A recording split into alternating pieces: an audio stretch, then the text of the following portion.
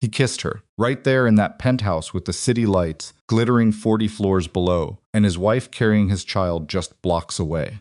Vincent Caruso kissed his assistant like she was the only woman who had ever mattered. Elena didn't scream. She didn't bang on the door. She didn't even cry. She placed one hand over her pregnant belly, turned around, and stepped back into the elevator. That was the moment everything changed. Not the divorce papers. Not the courtroom. Not the cold January morning when a judge's signature dissolved 11 years of marriage in under 4 minutes. It was that elevator ride down alone, 7 months pregnant, one hand pressed against the life growing inside her that turned Elena Marlowe from a woman who was losing everything into a woman who had already decided to take it all back. If you've ever loved someone who made you feel invisible, you already know what she felt standing in that elevator. If you haven't, stay with me, because this story is going to show you exactly what invisible women are capable of when they finally decide to be seen. Before we go any further, if you're new here, please consider subscribing and hitting that notification bell so you never miss stories like this one. These are the kinds of stories I live to tell, and I promise you, they only get more intense from here. Drop a like and leave a comment telling me what city or country you're watching from. I want to see how far this story travels. Now let's get into part 1. The morning Elena Marlowe signed her divorce papers, she wore a gray wool coat she had bought herself, not a gift, not something Vincent had chosen, not something that carried any version of his taste or his control. Just a coat she had picked off a rack 3 weeks earlier because it was warm and it was hers. That detail mattered more than she could explain to anyone. For 11 years, Vincent Caruso had excellent taste. He had opinions about her clothes, her hair, which restaurants they attended, which friends she kept, which ambitions were reasonable, and which ones were inconvenient. He had never raised his hand to her. That was always what he told himself. What he told Damien, what he told his mother Marcella when the subject of Elena's unhappiness surfaced at Sunday dinners. I've never laid a finger on her. She has everything she needs. What he meant was, she has everything I decided she needs. Elena had learned, somewhere around year 4, that there was a specific kind of loneliness that had nothing to do with being alone. It was the loneliness of sitting across a dinner table from your husband and realizing he was looking through you at something else, entirely a business problem, a phone call he needed to make, a version of his future that you existed inside of only as furniture. But she hadn't left. Not then. Not for a long time after that. People who haven't been inside a marriage like Elena's always ask the same question afterward. Why did you stay so long? And the honest answer, the one Elena would never give at dinner parties or to curious acquaintances, was that she stayed because she kept believing the man she had married was still in there, somewhere, buried under the power and the ego and the empire, waiting to resurface. She had been wrong about that. The morning she signed the papers, Elena arrived at the attorney's office on Park Avenue at 9:45, 15 minutes early, because she had learned long ago that, being the one who waited, gave the other person a particular kind of power she was no longer willing to hand over. She sat in the chair nearest the window. She declined coffee. She read nothing on her phone. She simply sat. Vincent arrived at 10:02. He was wearing the charcoal suit she had always privately thought made him look older than he was, and he had his attorney. Beside him, Mitchell Crane, a man whose entire professional identity was built on making wealthy men's problems disappear quietly. Vincent looked good. He always looked good. That had never been the issue. He glanced at her belly when he sat down, just once. A flicker of something crossed his face. She couldn't call it guilt, exactly, because guilt required a person to believe they had done something wrong, and Vincent Caruso had a rare and total gift for constructing narratives in which he was always the reasonable one. But there was something there, a hesitation. Then it was gone, and he was looking at the papers, and Mitchell was talking, and the morning moved forward the way mornings do, indifferently, without ceremony, without caring at all about the weight of what it contained. The judge's electronic signature came through at 10:07. Elena did not cry. She had done her crying months ago, alone, in the bathroom of their Upper East Side apartment with the shower running so the security detail outside wouldn't hear. She had cried until she was empty, and then she had washed her face and walked back out and made dinner and sat across from Vincent while he talked about a waterfront union dispute, and she had nodded in the right places, and she had felt something fundamental shift inside her chest, not break exactly, but reconfigure. Like a bone that sets wrong and has to be rebroken to heal properly. That night, she had started documenting everything. But that came later. In the attorney's office, as everyone stood to leave, Vincent spoke to her for the first time since they'd sat down. "My mother's still at the Brooklyn place," he said. Not a question, not an apology, a reminder, issued in the same tone he used to remind his associates about overdue payments. Elena had been expecting this. She had been expecting it for weeks, which was why she had already taken care of it. She received formal notice last Tuesday, Elena said. 30 days. Everything's been handled. Something moved behind Vincent's eyes. It wasn't anger, not yet. It was the particular expression of a man who has just discovered that a door he assumed was open has been locked from the inside. "That's my mother, Elena. And that's my house, Vincent." She didn't say it with heat.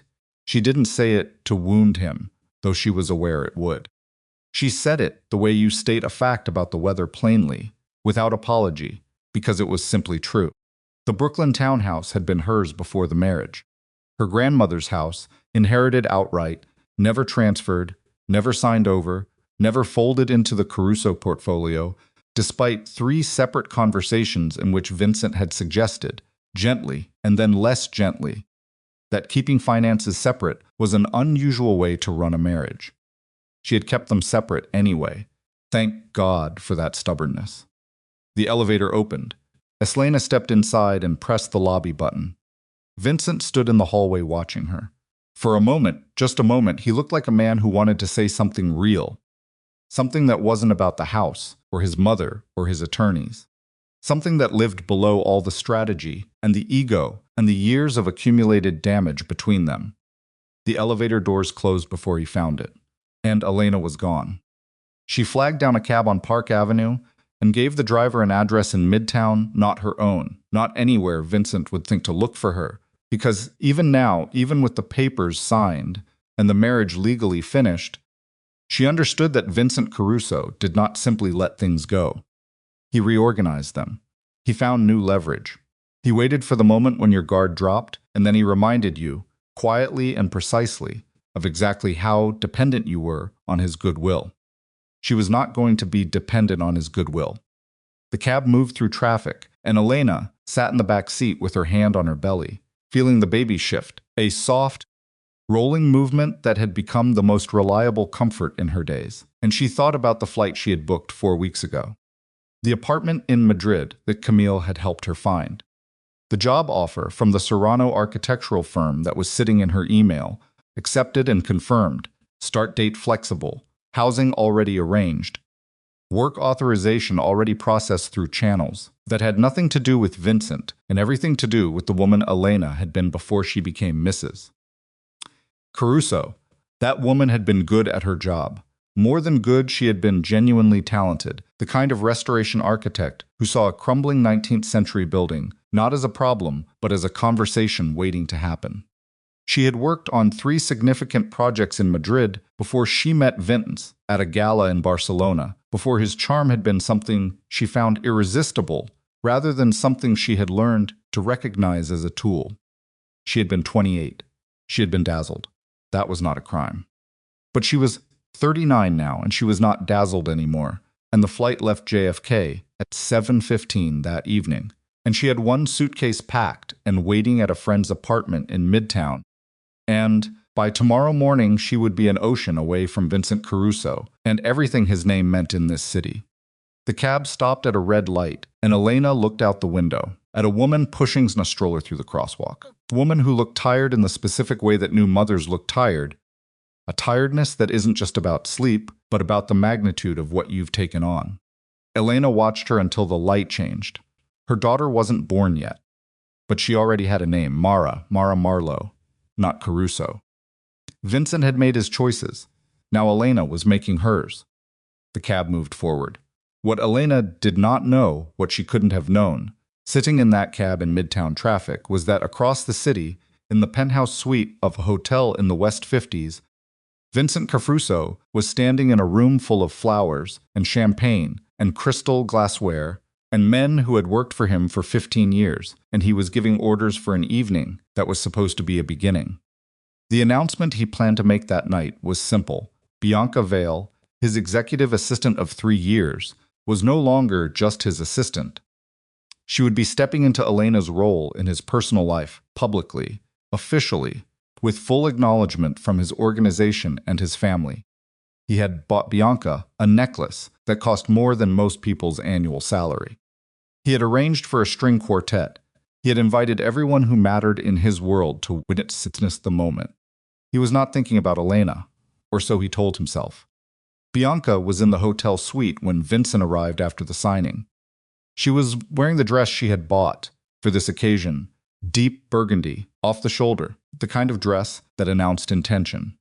She crossed the room when he walked in and put her hand on his jaw and looked at him in the way she had perfected, the way that told him she saw him completely, understood him completely, wanted him in a way that was simple and uncomplicated and nothing like the exhausting, contested terrain of his marriage. "It's done?" she asked. "It's done," he said. She kissed him.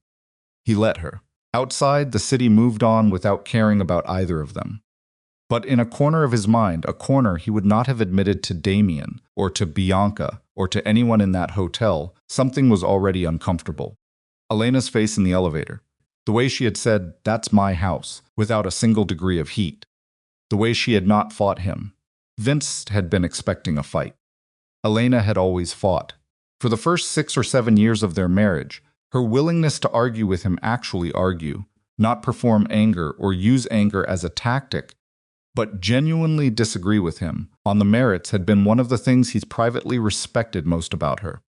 His world was full of people who agreed with him because they were afraid of him. Elena had never been afraid of him. She had disagreed about the Brooklyn finances and the European career she'd given up, and the friends he'd gradually made her stop spending time with, and she had said so, clearly and directly, and he had overruled her every time because he could, and gradually she had gone quiet. He had called that maturity. He had called it the natural settling of a marriage. He understood now, standing in a hotel suite with Bianca's perfume around him, that it had been neither of those things. But he tucked that understanding somewhere dark and small and went to check on the arrangements for the evening, because Vincent Caruso did not sit with uncomfortable thoughts. He organized. He moved forward. He controlled what he could control. He could not have known not yet that he was already far more out of control than he imagined. There was a man named Damien Rourke who had been Vincent's closest friend since they were 19 years old, a friendship that had survived more things than either of them had ever said aloud. Damien was not a man given to sentiment or to speeches, but he was given to observation, and for the past several months he had been observing something that had begun to bother him deeply. He had not told Vincent yet. He wasn't sure how. Damien had first noticed Bianca meeting with Luca Ferretti, a young lieutenant from the Donati organization on the other side of the river, at a wine bar in the village back in November. He had told himself it was coincidence. People from rival organizations existed in the same city. They moved through the same neighborhoods, occasionally occupied the same spaces. He had seen them together again in December, and again in January. And each time, something in Luca Ferretti's posture had struck Damien as wrong. Not the posture of a man in a personal relationship. The posture of a man receiving information he found alarming. A man who was worried. Why would Luca Ferretti be worried about Bianca Vale? Unless Bianca Vale was about to become something more than Vincent Caruso's assistant. Damien had spent the last 3 weeks pulling threads quietly, the way he had learned to pull threads over 30 years in this world. He had called in 2 favors. He had looked at some financial records that were not officially his to look at. He had spoken to a man who owed him a significant debt and who worked in a building near Bianca's bank. What he had found had turned his stomach. He was sitting in his car outside the hotel now, looking at the photographs on his phone, trying to decide what to do with the next 4 hours. He had called Elena. He knew Elena was leaving. Vincent had told him. The night before, she's getting on a plane tonight. Good riddance. Let her go to Europe. She was never cut out for this life anyway. Damien had said nothing to that, because there were times when saying nothing was the only honest response to a man who was lying to himself. But Damien had called Elena anyway. Her response had surprised him. She had listened to what he said, that there was something Vincent needed to know before tonight. Something important. Something that couldn't wait. And then Elena had said, in a voice that was completely steady and completely clear, if Vincent needs to know, tell him yourself. Make the decision yourself. Leave me out of it. And she had hung up. Damien had sat with that for a long time. He thought about what it meant that Elena had known or suspected and had chosen not to use it. In a world where every piece of information was currency, where loyalty was always transactional, where people held grudges like assets on a balance sheet, Elena Marlowe had held something that could have destroyed her husband's relationship and possibly much more, and she had simply walked away from it. That told Damien something about Elena that he should have understood years ago. It also told him something about Vincent that he already knew and had never said. He got out of his car and walked toward the hotel entrance. Inside, in the ballroom on the 14th floor, flowers had been arranged on every table. The string quartet was warming up in the corner. Caterers moved through the space with the particular efficiency of people who had worked too many events to be impressed by this one. Armed men in good suits stood at the room's perimeter, in the way Vincent's men always stood, visible enough to be a statement, composed enough to pass as standard security. Nearly 100 guests were expected. Business associates, organization men, a few people from the legitimate side of Vincent's empire, the club owners, the union representatives, the real estate investors who appreciated his connections without asking too many questions about their origins. Bianca stood near the bar talking to two women she had met through the organization, and she was luminous. There was no other word for it. The burgundy dress, the one Vincent had given her, the particular confidence of a woman who believed she had won something enormous. She was luminous, and she knew it. And the room responded to her, the way rooms respond to people who are certain of their place in them. She had worked for this. She had worked for it in ways that none of the people in this room fully understood yet. That was the thing about Bianca Vale that Damien Rourke had discovered over 3 weeks of quiet, careful investigation. She was a great deal more complicated than she appeared. At JFK, Elena was at the international terminal, her boarding pass already scanned onto her phone, her single suitcase checked, her carry-on bag over her shoulder. The terminal was crowded in the way. Airports are always crowded, a specific kind of human density that manages to feel both anonymous and intimate at the same time. 100 separate stories moving through the same space without touching each other. She found a seat near her gate and sat down. Her phone showed Damien's message from earlier. She read it again. There is something Vincent needs to know before tonight. She knew what it probably was, not the specifics. She hadn't been able to prove anything with the financial transfers she'd found, but the shape of it, the direction it pointed. For a moment, just a moment, she let herself feel the pull of it. The version of events in which she called Damien back and said, "Yes, tell me everything, give me the evidence. Let me be the one who hands it to Vincent and watches his face when he understands what he traded his marriage for." That moment passed. The thing about revenge is that it requires you to stay oriented toward the person you want to hurt. It requires them to remain the center of gravity around which you orbit. Elena had spent 11 years being pulled by Vincent Caruso's gravity, and she was done. Done with orbiting. Done with the exhausting physics of his world. Her daughter shifted inside her, a soft nudge against her ribcage that felt, she had always thought, like punctuation. Like a period at the end of a sentence. Elena put her hand over her belly. The departure board changed. Her flight was boarding in 40 minutes. She closed her eyes and thought about Madrid. The apartment. Camille had found her a third-floor space near Retro Park, with high ceilings and old wood floors, and a balcony that faced east, which meant morning light. The Serrano firm's commission, a 19th-century hotel in the Malasaña neighborhood, 200 rooms of crumbling grandeur waiting for someone to care about what was underneath the decades of renovation and neglect. She had always been good at finding out what was underneath. She opened her eyes. Around her, the terminal hummed with the particular energy of people going to places. Business travelers with laptop bags and earbuds, and the practiced blankness of people who had flown too many times to feel anything about it. Families with children who were excited, and parents who were managing the logistics and a low-grade terror of being late.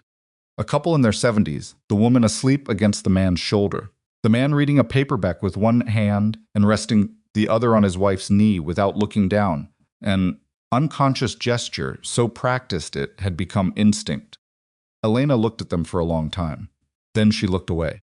She was going to be all right. She knew this, the way you sometimes know things, not because you have evidence, but because you have run out of room for the alternative. What she did not know was what was happening at that exact moment, 40 miles away in Midtown Manhattan, where a man she had once loved was about to discover that the woman he had replaced her with was not what he believed. She did not know, and she had made her choice not to know. The gate agent announced pre-boarding. Elena stood, smoothed her coat over her belly, picked up her carry-on, and walked toward the jetway. 11 years, one suitcase, one daughter not yet born, already named, and life across the ocean that had been quietly, patiently, stubbornly waiting for her to come back to it. She handed over her boarding pass. The scanner beeped. She walked through.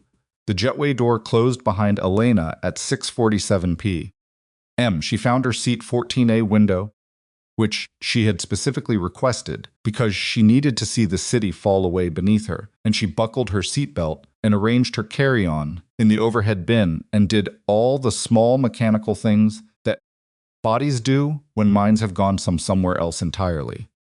The woman beside her was already asleep, earbuds in, neck pillow inflated, gone from the world with a practiced efficiency that Elena found herself envying. Elena pressed her fingers against the cold window. Outside, on the tarmac, the ground crew moved around the plane in their orange vests, unhooking things and checking things, and waving their light batons in patterns that meant something specific to people who understood them. The sun had already dropped behind the Queen's skyline. The light was the particular bruised purple of a January evening in New York, the kind of light that makes the city look both enormous and exhausted, which was, Elena had always thought, exactly what it was. She had loved this city once. She had loved the noise of it, the density, the way it demanded your full attention at all times, and rewarded you with the feeling that you were at the center of something alive. She had arrived here at 29 with her European career on pause, and a man beside her who made her feel like the most interesting woman in any room they entered. And for a few years, genuinely, not as a story she told herself later, those things had been true. Then the city had gradually become Vincent's city. His restaurants, his routes, his people, his schedule. And she had become, without quite noticing it happening, a resident of a city she no longer actually inhabited. Moving through spaces that bore his name, eating food he chose, attending events that served his interests, and slowly, steadily, disappearing into the supporting architecture of his life. The plane's engine shifted pitch. Elena closed her eyes. She did not think about Vincent standing in the hotel. She did not think about Bianca in the burgundy dress. She did not think about Damien's message or the photographs she had never sent, or the financial transfers she had documented and then locked in a file she had not opened in 3 months. She thought about a building on a street in Malasaña that she had only seen in photographs, a 19th century hotel with a carved stone facade and 200 rooms of layered history, decades of additions and renovations piled on top of the original structure like sediment, obscuring what was underneath. She thought about the particular satisfaction of knowing that somewhere under all that accumulated damage, the original bones were still there, still sound, waiting for someone patient enough to find them. The plane began to move. Elena opened her eyes and watched the terminal lights pull away from the window, slowly at first, then faster, and then the ground dropped, and New York spread itself below her, in all its illuminated complexity, the grid of streets, the black seam of the East River, the towers of Midtown burning white and gold against the dark, and she watched it until the clouds swallowed it whole. Then she sat back, And for the first time in longer than she could accurately remember, she breathed. 43 minutes later, in a corridor outside the ballroom of the St. Justine Hotel on West 54th Street, Damien Rourke was doing something that made him feel, at 61 years old, like a man walking into a burning building with no guarantee of coming out. He was about to tell Vincent Caruso the truth. The ballroom behind him was at full capacity now. 107 guests. By the count Damien had gotten from the event coordinator, a woman named Patricia, who had organized 3 previous Caruso events and who had the careful neutrality of someone who had learned not to ask questions about the people who paid her invoices. The string quartet was playing something that Damien couldn't name. The champagne had been poured. The room had reached that specific pitch of gathering energy voices overlapping, glasses clinking, laughter arriving in bursts that meant it was nearly time. Vincent was supposed to make his announcement at 9. It was 8:14. Damien had the photographs on his phone. He also had, in the breast pocket of his suit jacket, a folded printout of 3 bank transfer records and a 1-page summary that a man named Greco, who worked financial investigations for the organization and who Damien had trusted absolutely for 12 years, had prepared for him 48 hours ago. He had not shown any of this to Vincent yet. He had tried twice to find the right moment, and both times something had intervened, a phone call Vincent had to take, an associate who needed 5 minutes, the general forward momentum of an evening that had its own agenda and did not care about Damien's discomfort. Now he was out of time.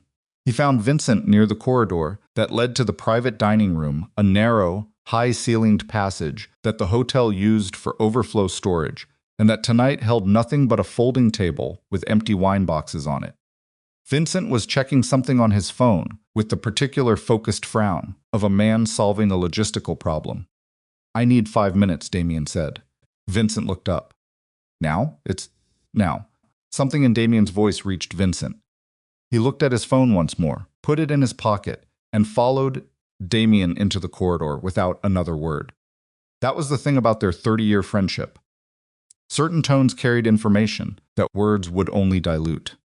Damien closed the door behind them. The corridor was quiet. Through the walls, muffled music and conversation, the party proceeding without them, unaware. Damien took out his phone. He pulled up the first photograph and held it out. Vincent looked at it. "That's Bianca," he said. "Yes." "And that's—" He stopped. His jaw tightened. "That's Luca Ferretti." "Yes." Vincent looked at Damien. "When November?" "That's the first time I saw them. There were 2 more after that. January and last month. You saw them. Twice personally. Once through surveillance." Damien's voice was flat. Not apologetic, not careful, just flat. "I wanted to be sure before I brought it to you." Vincent took the phone from Damien's hand and looked at the photograph more closely. It had been taken from a distance, slightly grainy but clear enough. Bianca and Luca at a corner table in what appeared to be a wine bar.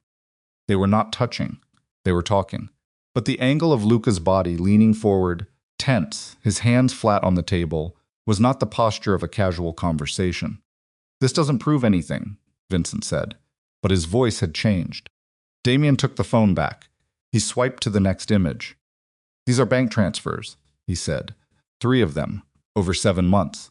Different accounts, different routing, but Greco traced them back to the same source. An LLC registered in Delaware that has one beneficial owner, a holding company connected to Donati Capital.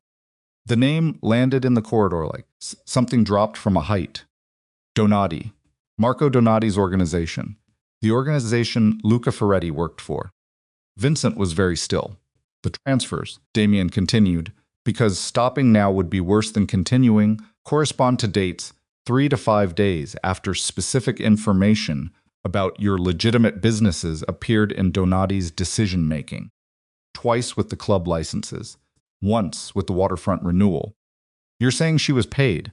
I'm saying the timing is not coincidental, and Greco doesn't believe in coincidences.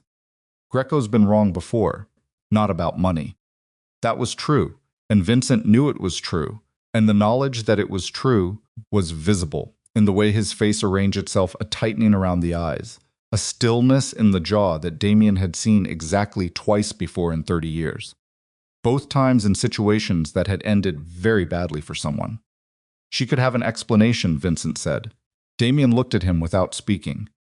Vincent put both hands flat against the folding table and leaned on it, staring at the wine boxes. He was breathing evenly. That was the thing about Vincent Caruso, under pressure. He breathed evenly, when other men stopped breathing properly at all.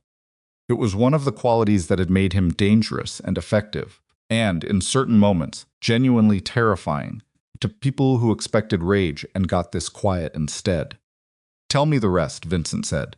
Damien unfolded the printout from his breast pocket and put it on the table.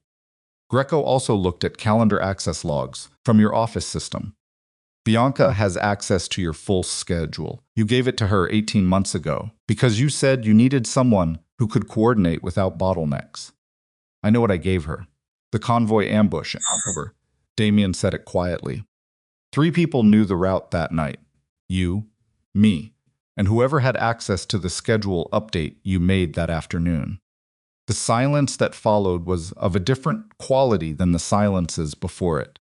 Vincent straightened up from the table. He turned around slowly and looked at Damien with an expression that Damien could not entirely read, which was remarkable, because Damien had been reading Vincent Caruso's expressions for 30 years. You're telling me, Vincent said very carefully, that Bianca may have fed Donati the convoy route. I'm telling you the evidence doesn't exclude it. Marco's men put 2 of my guys in the hospital. I know. One of them still can't. Vincent stopped. He pressed his lips together.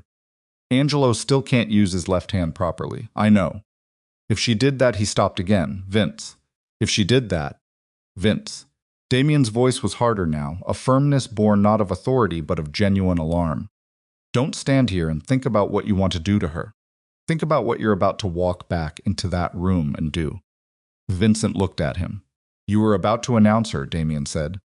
In front of everyone. In front of Sal and the Marchetti brothers and half the union leadership and every associate you have in this city. You were about to stand up in that room and put her beside you publicly. The full weight of it settled.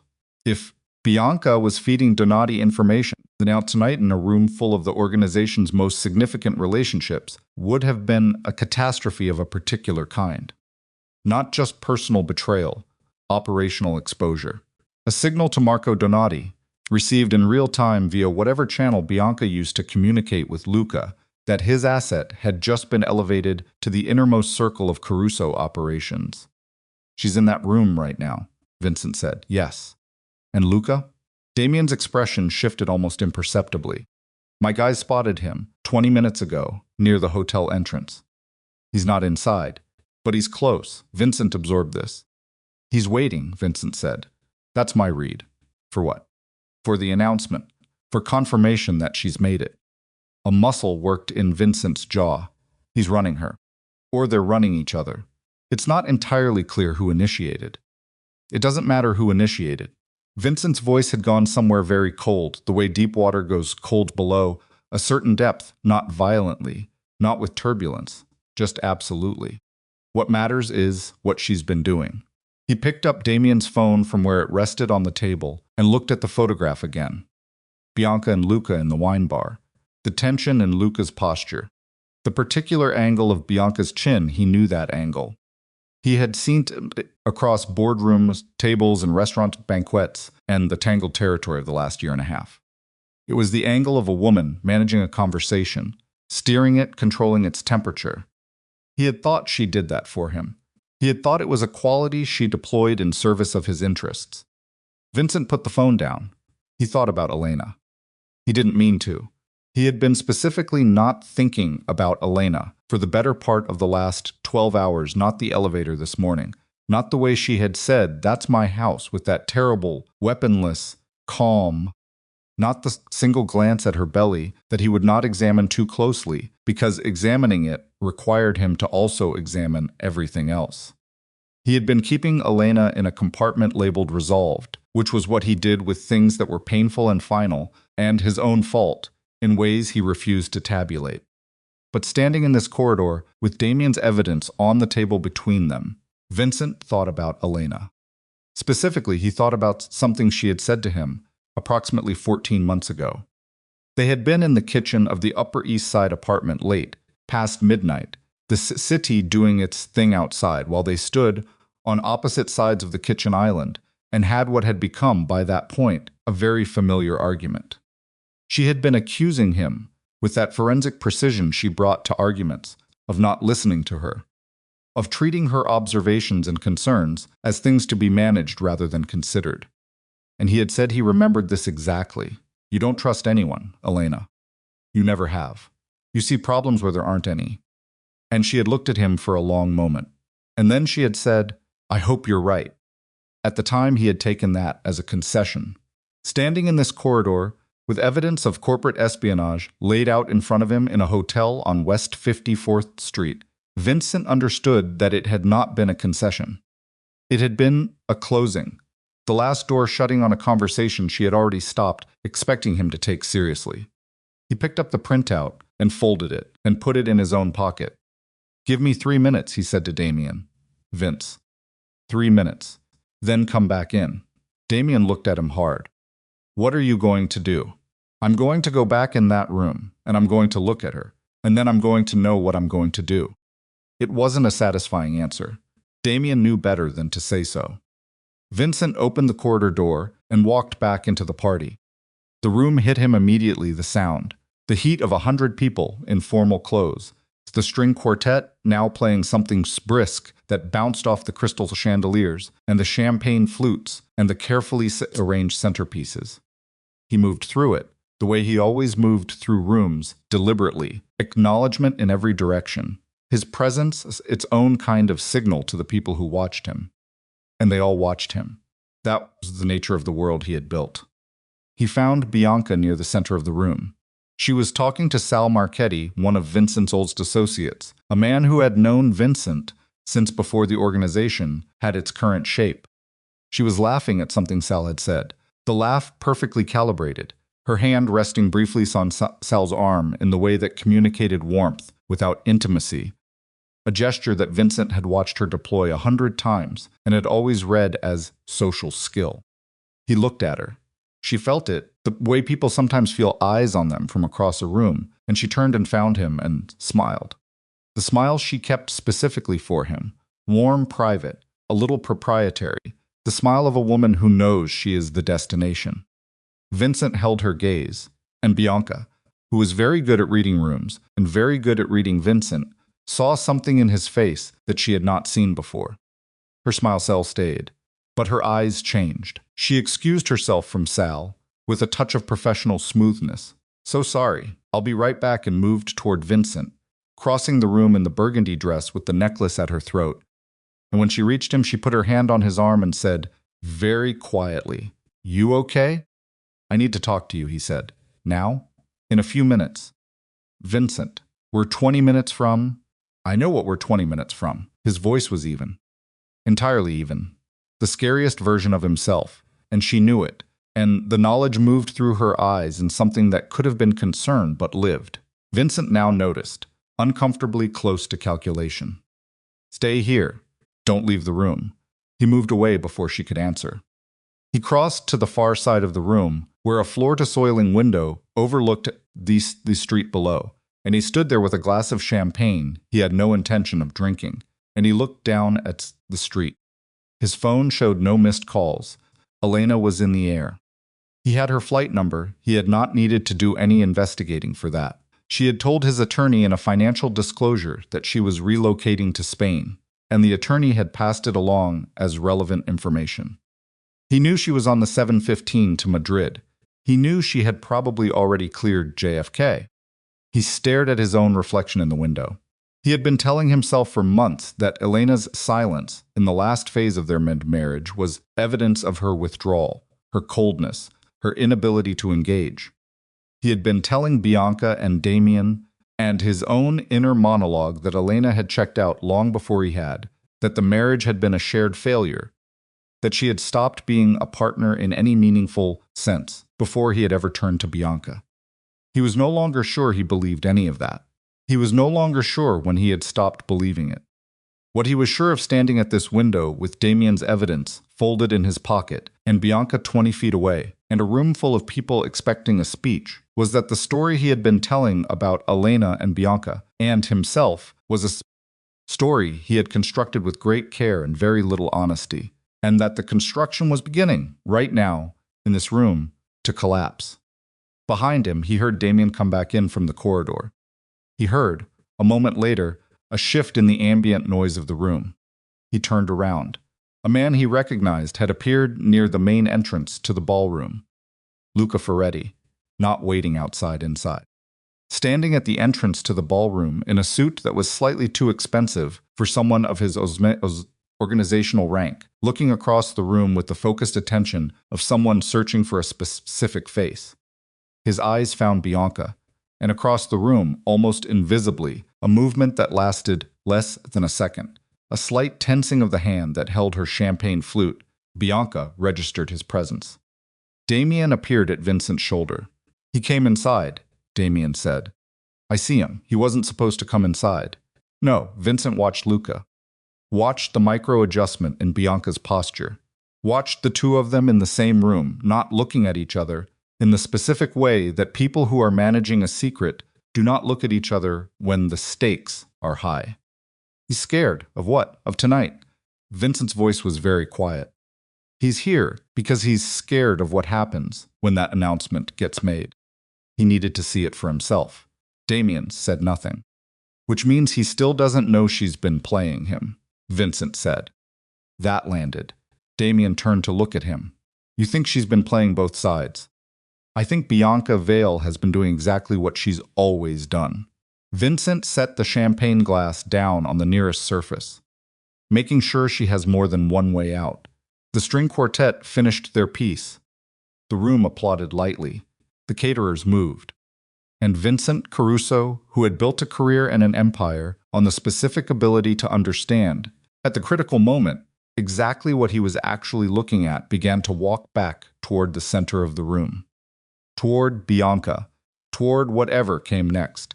There was no version of the next 20 minutes that resembled the evening he had planned. He understood that now. What he did not yet understand, what would only become clear later. In the wreckage of the evening, when the music had stopped, and the guests had scattered, and the truth had fractured open, in the way truths do, when they've been pressurized too long, was the full scope of what Bianca had been building, and how long she had been building it, and what it had cost. Not just him, not just Luca, but the 11-year structure of a marriage to a woman who was currently crossing the Atlantic in seat 14A, one hand resting on her unborn daughter, her eyes closed, breathing with a steadiness she had earned the hard way. Elena did not know what was happening in that ballroom. She did not know that the evening Vincent had planned, as a beginning, was already coming apart at the edges, that the woman in the burgundy dress was not what she appeared, that Damien's evidence was folded in Vincent's pocket like a grenade with the pin already pulled. She didn't need to know. She had left. And 30,000 feet above the dark Atlantic, somewhere between the life she had survived and the one she was finally choosing, Elena Marlowe pressed her palm against the curve of her belly, and her daughter moved beneath her hand, and she let herself, for the first time in a very long time, simply be where she was, suspended between what was over and what had not yet begun, in the quiet dark above the ocean. Vincent walked back into that ballroom like a man who had already decided the evening was over, even though the evening didn't know it yet. The string quartet had moved into something lighter, a Viennese waltz, of all things, something bright and spinning, and completely wrong for the temperature of the next 20 minutes. The caterers were circulating with a second round of champagne. Sal Marchetti was laughing at something his wife had said, his big hand on her shoulder, the comfortable ease of a man who had no idea the room he was standing in was about to become a very different kind of room. Vincent moved through his guests the way water moves through a space, finding the path of least resistance, touching nothing directly, but displacing everything as he passed. Two associates nodded at him. A club manager started to approach and then read something in Vincent's face and thought better of it. Damien fell into step 4 feet behind him, the specific distance that communicated availability without intrusion, a positioning they had developed so organically over 30 years that neither of them had ever named it. Bianca was still near the center of the room. She had moved slightly since Vincent had walked away from her, drifted maybe 8 feet to her left, toward the bar, where she had accepted a fresh glass of champagne from a passing tray, and was now engaged in conversation with 2 women from the legitimate side of the organization. Her body language was composed. Her laugh arrived on cue. But her eyes had been tracking Vincent since he'd walked away from her, and when he turned and their gazes connected across the room, she excused herself from the 2 women with a smooth, unhurried movement that revealed nothing. She met him halfway. "You want to tell me what's happening?" she said quietly. Not scared, Bianca did not do scared, or at least she did not show it in any way that resembled what most people understood the word to mean. What she showed instead was a careful alertness, a heightening of focus, the specific quality of a woman who had operated in complex, dangerous environments long enough to recognize when the terrain was shifting. Vincent looked at her for a long moment without speaking. He looked at the necklace at her throat. He had chosen it himself, spent 40 minutes in the jeweler's back room, while a man in a gray suit brought out tray after tray of options. He had chosen it because it suited her the particular way it sat against her collarbone, the way the sapphires caught light. He had felt in that back room that he was making a statement about the future, about what was possible after the wreckage of the last year. He looked away from the necklace. "I need to show you something," he said. "Vincent, not a conversation. I need you to look at something." He took out his phone. He pulled up the photograph, Bianca and Luca in the wine bar, November, the grainy distance shot, and he held it out. She looked at it. Her face did something interesting. It didn't collapse. It didn't go white with shock. It went very still, the way a pool of water goes still when the wind drops, and in that stillness, Vincent saw something that he had never seen in Bianca's face before. Calculation, not the social calculation he had always known. Was there the management of impressions, the steering of conversations? This was different. This was the calculation of a person rapidly running through options, testing exit points, assessing damage in real time. It lasted less than 2 seconds. Then she looked up at him with an expression that had reorganized itself into something that resembled hurt. "That's Luca Ferretti," she said. "I know who it is." "Vincent, I can explain." "I'm sure you can." He put the phone in his pocket. "I've watched you explain things for a year and a half. You're very good at it." She touched his arm. "This isn't what it looks like." He looked down at her hand on his arm. Then he looked at her. "Tell me what it looks like," he said. She held his gaze. "Luca approached me 6 months ago. He wanted information about your operations. I said no. He kept pushing. I was going to tell you, but I didn't want to. I didn't want you to think I was a problem. I didn't want you to look at me like what? Like you're looking at me right now." It was a good answer. Vincent had to give her that. It had the architecture of truth, the specific details, the emotional logic, the vulnerable admission at the end. He had watched her construct similar architectures before, though not about anything with stakes this high, and he had always admired the craftsmanship. "The bank transfers," he said. She didn't flinch. "What transfers?" 7 months. 3 separate accounts, routed through a Delaware LLC that traces back to Donati Capital. He watched her face. "You want to tell me those don't exist?" A pause. Very brief. "I don't know what you're talking about." "Bianca." "Vincent, I swear to you," he said. She stopped. "October," he said. "My convoy, my men. Angelo still can't close his left hand all the way. 3 people knew that route." He let that land. 3 people. The room around them continued its noise and movement, entirely indifferent, the party proceeding on its own momentum like a ship that hasn't yet been told to turn. Someone's laughed too loudly near the bar. The string quartet moved into the next piece.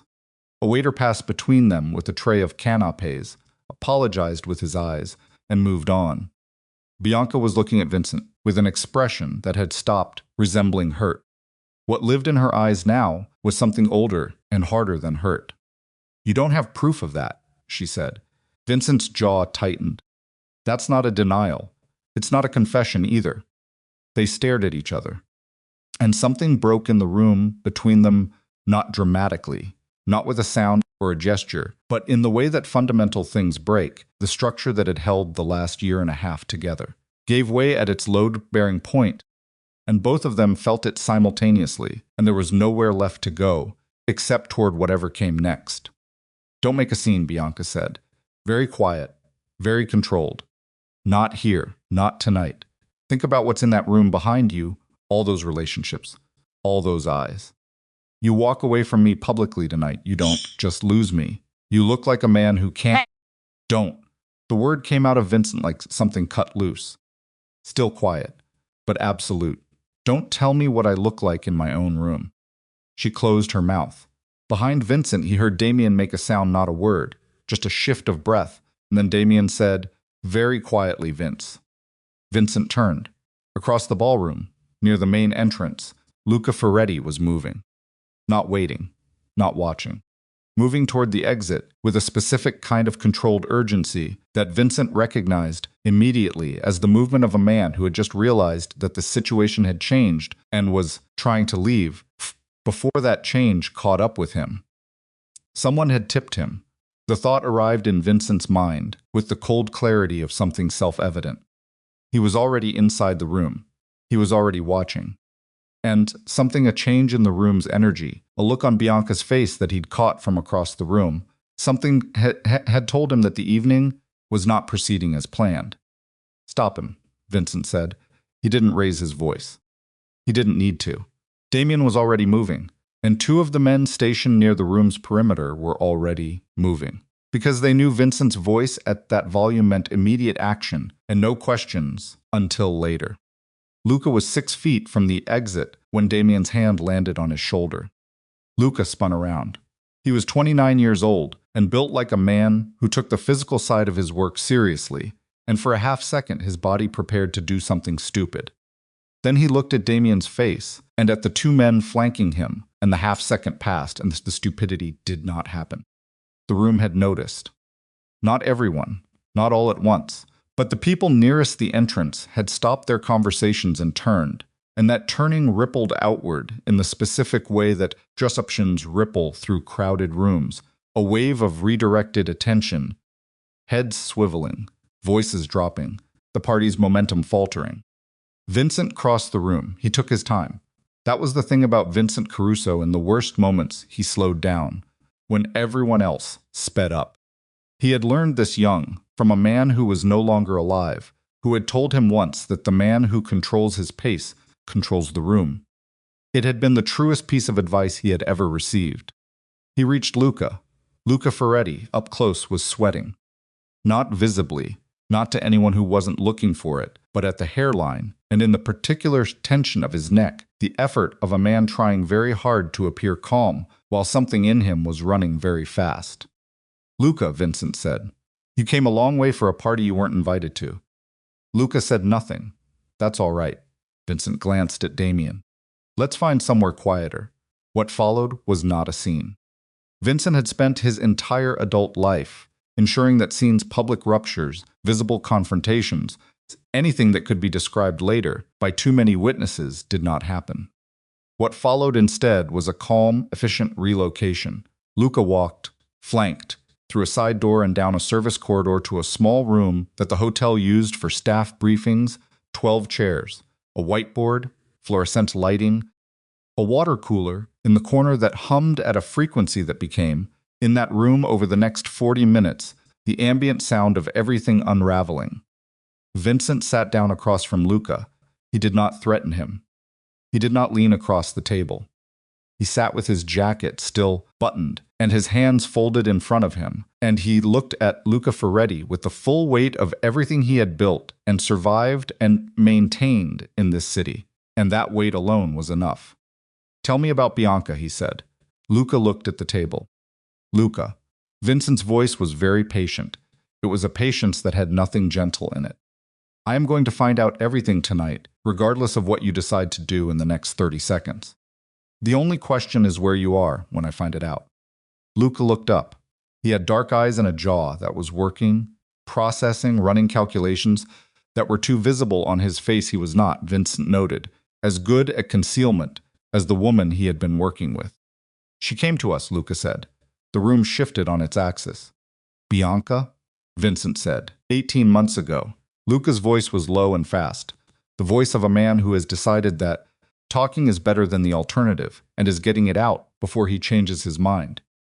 She reached out to my superior, said she had access to Caruso operational schedules, financial projections, club license applications. Said she could provide selective information in exchange for financial consideration and a guarantee of protection if things went wrong. Vincent's hands on the table did not move. She initiated, Vincent said. Yes. This wasn't Donati running an asset. She came to you. She came to us. Luca's jaw tightened. My superior approved the arrangement. I was assigned as her contact. We met periodically. She would pass information. We would transfer payment to accounts she controlled. The convoy route. Luca's eyes dropped again. Look at me, Vincent said. Luca looked at him. The convoy in October, Vincent said. Was that her?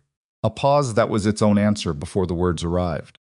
She didn't know what we would do with it. She passed the schedule update. She said she thought we were going to use it to avoid the route. To keep our own people away from what? From a potential conflict with my convoy? Vincent's voice had not changed in volume or pace, but something inside it had. Something that Damien, standing near the door, heard and recognized. Is that what she told you, she thought? That's what she told me. Yes. In Angelo's hand. Luca said nothing. Angelo Reyes, Vincent said. 34 years old. He has a daughter who just turned 2. He will never have full grip strength in his left hand again. Is that what Bianca thought was going to happen with that schedule update? I can't speak to what she thought. I'm not asking you what she thought. Vincent unfolded his hands and placed them flat on the table. I'm asking you what you knew, what your organization knew, when you used that route information. Luca Ferretti looked at the wall, at the whiteboard with nothing written on it, at the water cooler humming in the corner, at every surface in the room that was not Vincent Caruso's face. We knew there was a convoy, he said finally, and we knew it would be lightly staffed because of the reassignment that week. The reassignment she told you about. Yes. So you knew exactly what you were rolling into. Luca did not answer. Vincent sat back. He sat back and he looked at the ceiling for a moment, just a moment, 3 seconds, maybe 4, and in those seconds, something happened inside him that was private and total and had no name he was willing to use. It was not grief exactly, though it shared grief's temperature. It was not rage exactly, though it shared rage's pressure. It was the specific experience of a man who has been comprehensively deceived by someone he trusted at the cellular level, not someone he liked or found convenient, but someone he had restructured his life around, for whom he had ended an 11-year marriage, at whom he had aimed the full force of his belief and his protection and his desire for something uncomplicated. He looked back down at Luca. Bianca knew Angelo was going to get hurt, he said.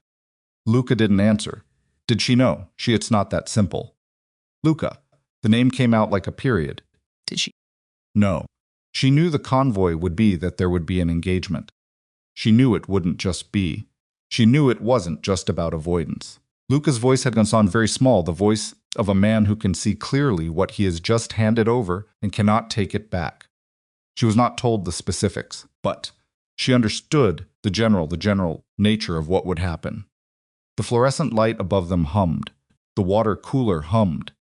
The whole small room hummed with the sound of an aftermath arriving. Vincent stood up. He straightened his jacket. He adjusted his cuffs, the left first, then the right, a habit, so ingrained he did it without awareness. He picked up his phone from the table. Stay here, he said to Luca. He walked out of the room and into the service corridor and stood there for a moment with his back against the wall and his phone in his hand. He pulled up his contacts. He found Elena's number. He looked at it. She was over the Atlantic by now. 8 hours to Madrid, maybe more with headwinds. She was in seat 14A, one hand on her belly, probably asleep. She was as far from this corridor as it was possible to be, while still existing on the same planet. And she had made that distance deliberately, carefully, and over a period of months with a precision that he was only now beginning to fully appreciate. He did not call. He put the phone in his pocket and went back into the ballroom. The room had absorbed the disruption with the specific resilience of people who have spent years learning not to react visibly to things that would alarm ordinary civilians. Conversations had resumed. The string quartet was still playing. The champagne was still circulating. But the energy had changed. The people in that room were experienced readers of environments. All of them they had to be, in the world they moved through. They could feel that something had shifted without being able to name what. It moved through the room like a change in barometric pressure, sensed in the body before the mind caught up with it. Bianca was still there. She was standing near the window, near the exact spot where Vincent had stood 40 minutes ago, looking down at the street, and she was alone, which meant she had chosen to be alone, which meant she was thinking very hard. Vincent walked to her. She heard him coming and turned, and when she saw his face, she went completely still. He had been in that room with Luca. She could see it. Whatever Luca had said, and she could make an educated guess at the shape of it, could map the probable contours of a conversation between two men, with different but intersecting levels of knowledge and equally compromised positions, was visible in the quality of Vincent's stillness. A stillness that was different from his earlier stillness. Earlier, it had been the stillness of a man deciding. This was the stillness of a man who had decided. "You need to take the necklace off," he said. She stared at him. "Bianca." His voice was completely level. "Take it off." Her hand went to her throat. Her fingers found the clasp she was operating on something below conscious decision, some motorfon's tone she had never heard from him before, and she unclasped the necklace and held it in her palm. Vincent took it from her. He looked at it for a moment, the sapphires flat and cold in the ballroom's light. Then he put it in his jacket pocket. "Angelo Reyes," he said. She said nothing. "His daughter is 2 years old." "Still nothing. I want to know what you thought was going to happen to my men on that road in October." His voice had not risen. His voice was never going to rise. That was the part that made this worse. "And I want you to tell me the truth, because I am going to have a complete accounting of everything you did, and everything you passed on, and everything you received. And what you tell me in the next 3 minutes will determine what the next chapter of your life looks like." Bianca looked at him. In that look was something Vincent had not expected to see, which was that she was not going to beg. He had prepared himself somewhere below conscious thought for the possibility of begging for tears, for the dismantling of the composure she had always maintained with him, for the version of Bianca that was afraid. What he saw instead was a woman who had prepared for this too.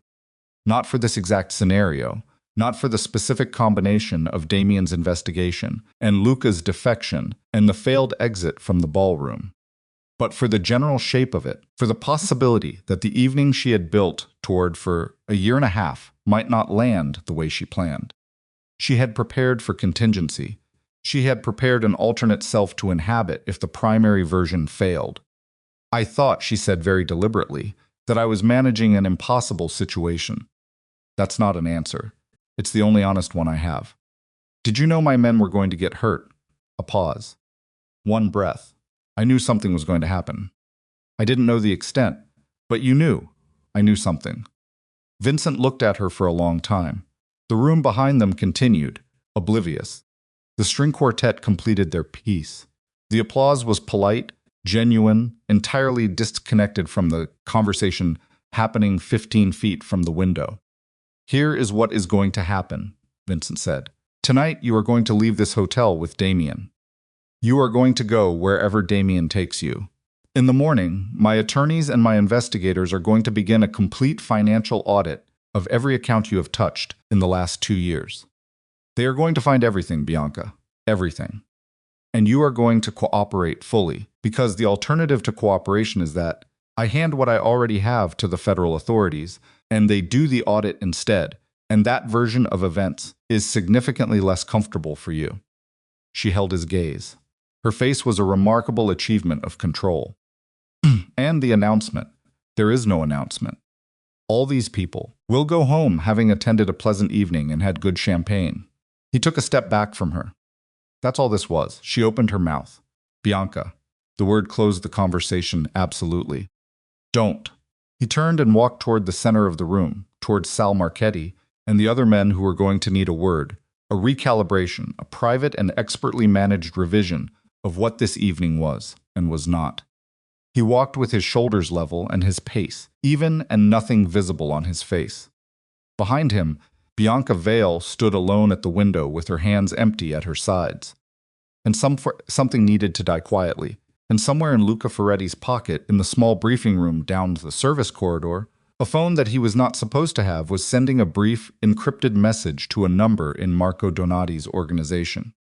A message that said, "It fell apart, she's burned, coming out."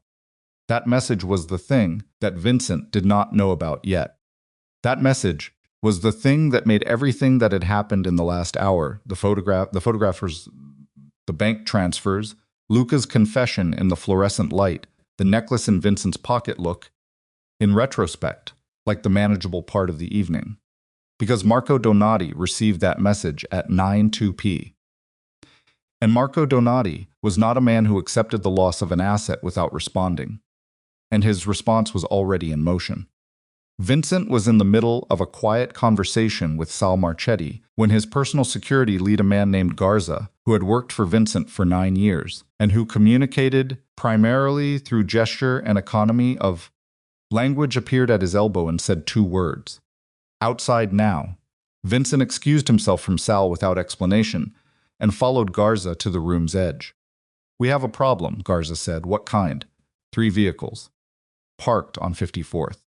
They were there when we arrived, but the plates have been sitting static for 2 hours, and Chen just ran them, and they're all registered to the same shell company in Jersey that came up in the Donati financial exposure from last spring. Vincent absorbed this. "How many men in 3 vehicles?" he said. "Unknown. Minimum 2 per vehicle. Could be more." "They're waiting." "Yes, sir. For Luca to come out." Garza paused. "That was my red." Vincent looked across the room at Damien, who was standing near the corridor door, and who, when Vincent caught his eye, read something in that look, and began moving immediately, because 30 years of friendship, to Spear, had made them fluent in each other's body language, in a way that no training could replicate. Damien reached him in under a minute. "Donati has vehicles outside," Vincent said quietly. 3, waiting on the street, probably here for Luca once he exits. Damien's expression did not change. "They know. Someone told them it fell apart." Vincent did not look toward the service corridor, but both of them were thinking about the same room and the same man inside it and the phone that was supposed to have been taken at the door, and apparently had not been. "Luca has a second phone." Damien's jaw set. "If Donati's men are out there waiting to clean up their liability," Vincent said, "that tells me Donati already knows that Luca talked. Which means the message Luca sent already identified the situation as compromised. Which means Donati knows that what Luca and Bianca were running is blown. Which means Donati can't let Luca walk out of this building and become a witness. No. They stood with that. The string quartet began playing again. Someone near the bar laughed at something that genuinely amused them. The party continued in its pleasant crystal and champagne ignorance of the fact that the evening had become something else entirely. Not a celebration, not a beginning, not the future Vincent had planned, but instead a converging of consequences that had been building for a year and a half, and which were now arriving all at once in a hotel on West 54th Street on a cold January night. "I need Luca alive," Vincent said, "because Luca's testimony is what connects Bianca to the convoy." "Because Luca's testimony is what connects Bianca to the convoy," Vincent confirmed. "And because if Donati's men take him in the street outside this building, my name is on whatever happens to him." Damien was already thinking through the logistics, his eyes slightly unfocused in the way they got when he was mapping a physical situation. "We move him through the kitchen, out the back. My car is on 55th. Garza's men cover the front entrance. If Donati's vehicles move, I want to know immediately. And Bianca?" Vincent looked across the room one more time. Bianca had moved from the window. She was standing near a pillar with a champagne glass she was not drinking from, and she was watching him with an expression that was, Vincent realized with a cold clarity, not afraid of him. She was afraid of the same vehicles on 54th Street. Of course she was. Donati's men were not out there only for Luca. A burned asset was a liability. Two burned assets were twice the liability. Vincent Caruso, who had been several kinds of deceived over the past 18 months, who had ended his marriage and rearranged his life, and stood in a hotel ballroom with a room full of people waiting for an announcement that was never going to happen, stood very still for 3 seconds and made a decision.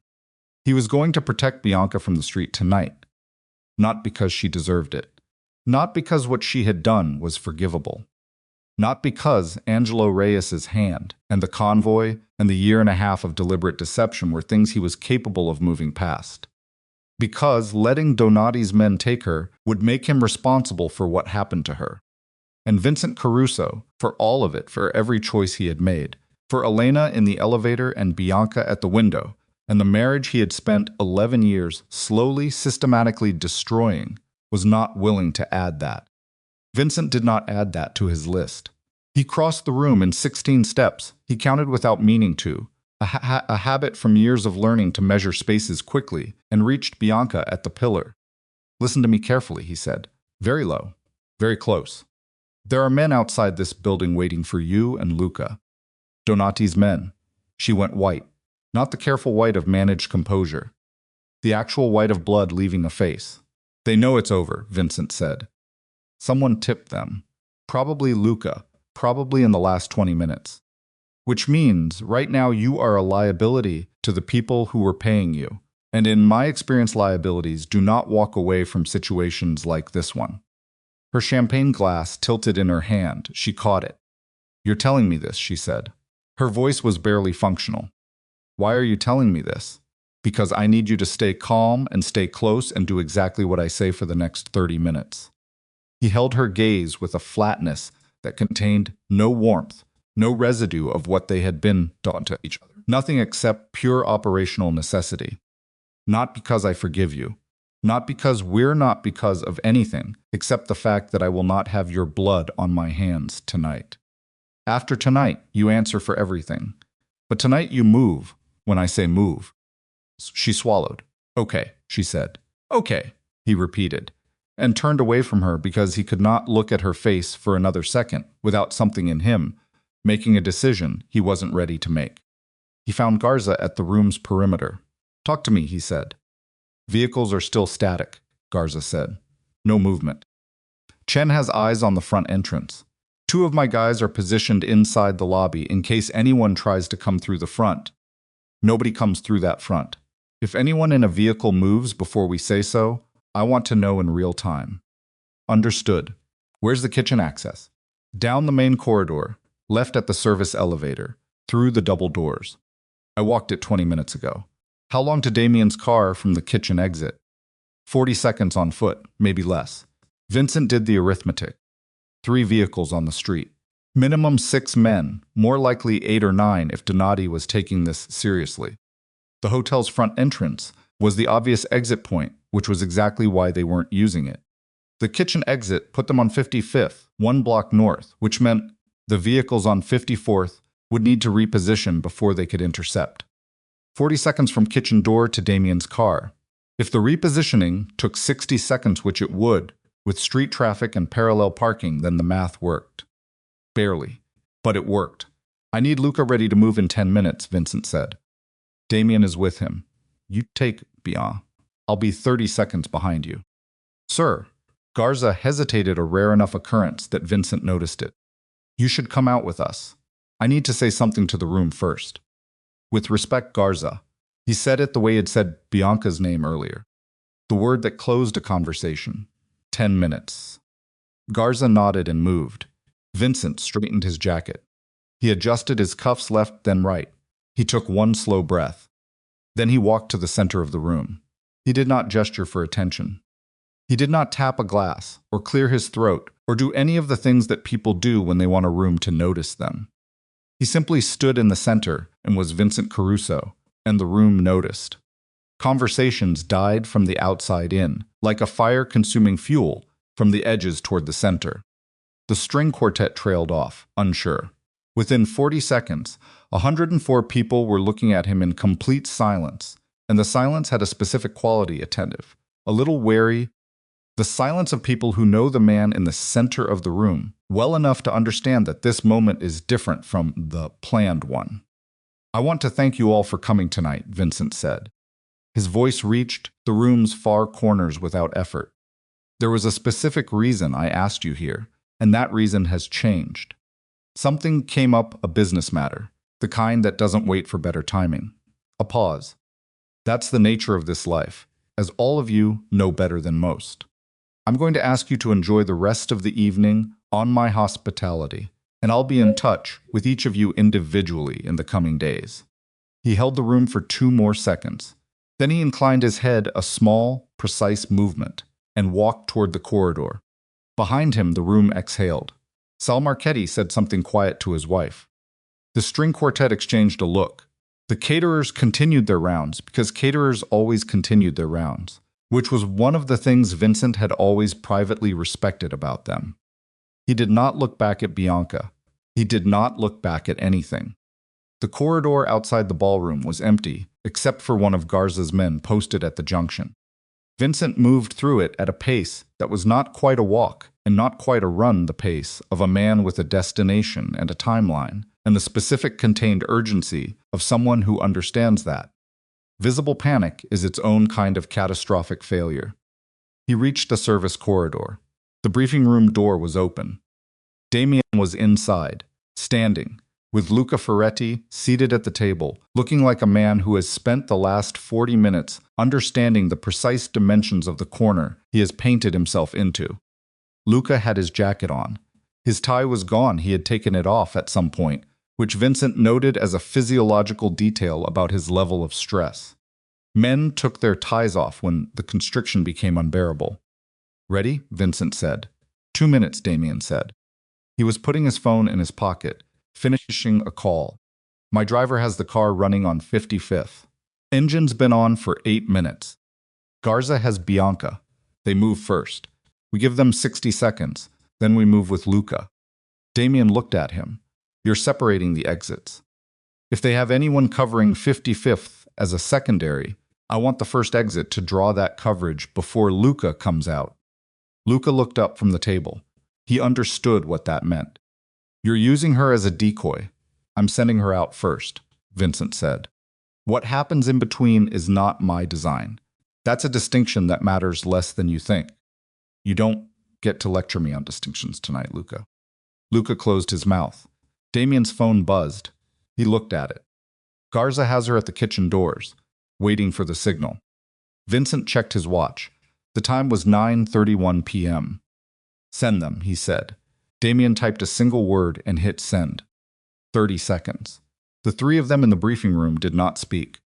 Luca was breathing through his nose with a discipline that suggested he was working to control it.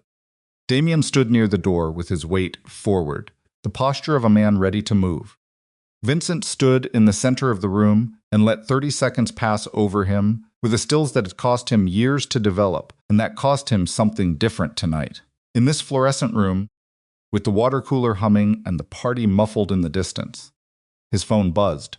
Garza out. "Moving. 60 seconds, Vincent said. They counted it in silence. At 45 seconds, Vincent's phone buzzed again. "Garza pedestrian on 55th, possible coverage. We moved fast, no intercept." At 60 seconds, Vincent said, "Now." Damien opened the door. Luca stood. They moved into the service corridor, Damien leading, Luca in the middle, Vincent behind, through the industrial fluorescence of the hotel's back passages, past a housekeeping cart, past a young man in a white uniform who looked up from his phone and then deliberately looked back down at it because he had good instincts about when to have seen nothing. The kitchen was enormous and white and loud. The dinner service was running on come on 2 of the stations, hotel staff cooking for the event itself, and the kitchen noise hit them like a physical thing as they came through the double doors. The clatter of metal, the hiss of steam, the short, flat commands of a chef to his staff. Nobody looked at them. Nobody needed to, because Vincent had spent the last 6 hours making sure that the right people in this hotel understood that his movements through the building tonight were not to be observed or discussed. The exit was a heavy steel door at the kitchen's far end, propped slightly open against the cold by a rubber wedge that one of the kitchen staff used when taking smoke breaks. Damien hit the door and held it. Cold air poured in. 55th Street, the noise of it, a taxi horn somewhere. The distant percussion of sit arrived along with the cold. Damien went out first. 3 seconds, then, clear. Luca went. Vincent went. The door swung shut behind them, and they were on the street, a service alley off 55th. Gray concrete and dumpsters, and the smell of kitchen exhaust. And Damien's car was there, a black sedan, with the engine running, his driver already opening the rear door. Luca got in. Damien got in. Vincent put his hand on the door frame and looked back toward 54th Street. From where he stood, he couldn't see the vehicles. He could see the corner. He could see the ordinary nighttime movement of people on the street. Nothing that looked like an intercept in progress. Then his phone rang. Garza. He answered it. Sir, Garza's voice was compressed, tight. We have a problem. Tell me. The vehicles moved. All three. They didn't come to 55th. They went east. Vincent processed this east, away from both exits. Why would they? They got a second tip, he said. Someone in that room told them we were moving Luca. That's my read. And a pause that lasted exactly long enough to confirm that what came next was worse than what had come before. Bianca's not with us. The alley went very quiet. Say that again, Vincent said. She was with us through the kitchen. She was right behind me. When I looked back at the door to 55th, she wasn't there. Garza's voice had the controlled flatness of a man reporting something he does not want to be responsible for. She went back inside, sir. She went back into the hotel. Vincent stared at the corner. He thought about what Bianca's second phone call to Donati's operation would have looked like. The second message, not Luca's first one, which had burned the plan, but a second message sent by Bianca herself, possibly in the kitchen while Garza was managing the door, that told Donati's men exactly where the primary exit point was not, and where it was. She had traded Luca's exit route for her own safe passage. She had, in the final 30 seconds of the evening, managed one more hand in a game. She was playing against everyone in it simultaneously, and had been playing against everyone since before Vincent had ever looked at her across a boardroom, and he understood what he was seeing. She called them off the 55th exit, Vincent said. It wasn't a question. I think in exchange for being walked out the front. The front. Vincent repeated it. She's going out the front. With Donati's people. It looks like. She's not being extracted, Vincent said. She's surrendering. She's giving them something information, leverage, something in exchange for not being treated as a liability tonight. Damien's voice from inside the car, Vince. We need to move. Vincent looked at the car. At the open door, the dark interior, Luca Ferretti inside with his hands between his knees and the expression of a man who has run out of moves. He looked at the corner again. He made a decision. Stay with Luca, he said to Damien. Get him out. My attorneys need him in the morning. Make sure that happens. Where are you? Go. He pulled the door shut. The car moved. Vincent walked back to the kitchen door and pulled it open and went back inside. The kitchen was the same, the clatter, the steam, the indifferent industry of people doing their jobs, regardless of what was happening in the rest of the building. He moved through it without explanation, and back through the double doors, into the service corridor, and through the service corridor, back to the main corridor, and then into the lobby of the Saint. Justine Hotel at 9:34, on a cold January night, was full of people who had nothing to do with what was happening. A couple checking in at the front desk, a man in a business suit crossing toward the elevators with a rolling suitcase, 2 women returning from dinners with shopping bags in their hands, the particular after-hours vitality of a midtown hotel in full operation. And near the main entrance, Bianca. She was not alone. There were 2 men with her, not Garza's men, not anyone from Vincent's operation. They were in good coats, and they stood with their hands at their sides and their eyes moving in the specific pattern of men doing professional work. One of them had his hand on Bianca's arm, not gripping, not threatening in any visible way, just present. A hand on an arm that communicated an understanding between the person holding and the person being held. She was going with them. She was going with them willingly, which meant the deal she had made in that kitchen was holding, which meant she had given Donati's organization something valuable enough in the last 20 minutes to buy herself a walk rather than whatever the alternative was. Vincent crossed the lobby. The man with his hand on Bianca's arm saw him coming and moved his weight forward a small shift barely visible, the preparation of a man deciding whether a situation is about to require a different set of responses. Vincent stopped 6 feet away. He looked at the man. The man looked at him. "I need 1 minute," Vincent said. He was talking to the man, not to Bianca. The man did not respond. He turned his head slightly, checking with someone, receiving a signal from someone who was not visible in this lobby, and then he looked back at Vincent and gave the smallest nod that functioned as acknowledgement. Vincent looked at Bianca. She looked back at him. In the lobby's light, she looked extraordinary. She always looked extraordinary. That had always been true, and it remained true now, in this worst of moments, which was possibly the most honest thing about her that Vincent had ever encountered, that she was exactly as beautiful in her worst moment as she had been in her best one, that the beauty was not a product of circumstance, but a feature of her specific architecture, and that it had told him absolutely nothing true about her interior. "Why did you come to us?" he said. 18 months ago. You didn't need the money." She looked at him for a long moment. "No." "Then why?" "Because you were going to win," she said. "Everything you touched was going to work. Your clubs, your union contracts, your legitimate portfolio, all of it was expanding, and Donat could see it expanding. And in 5 years you were going to be untouchable in this city. And Dondati doesn't like untouchable. So you were an insurance policy." I was positioning.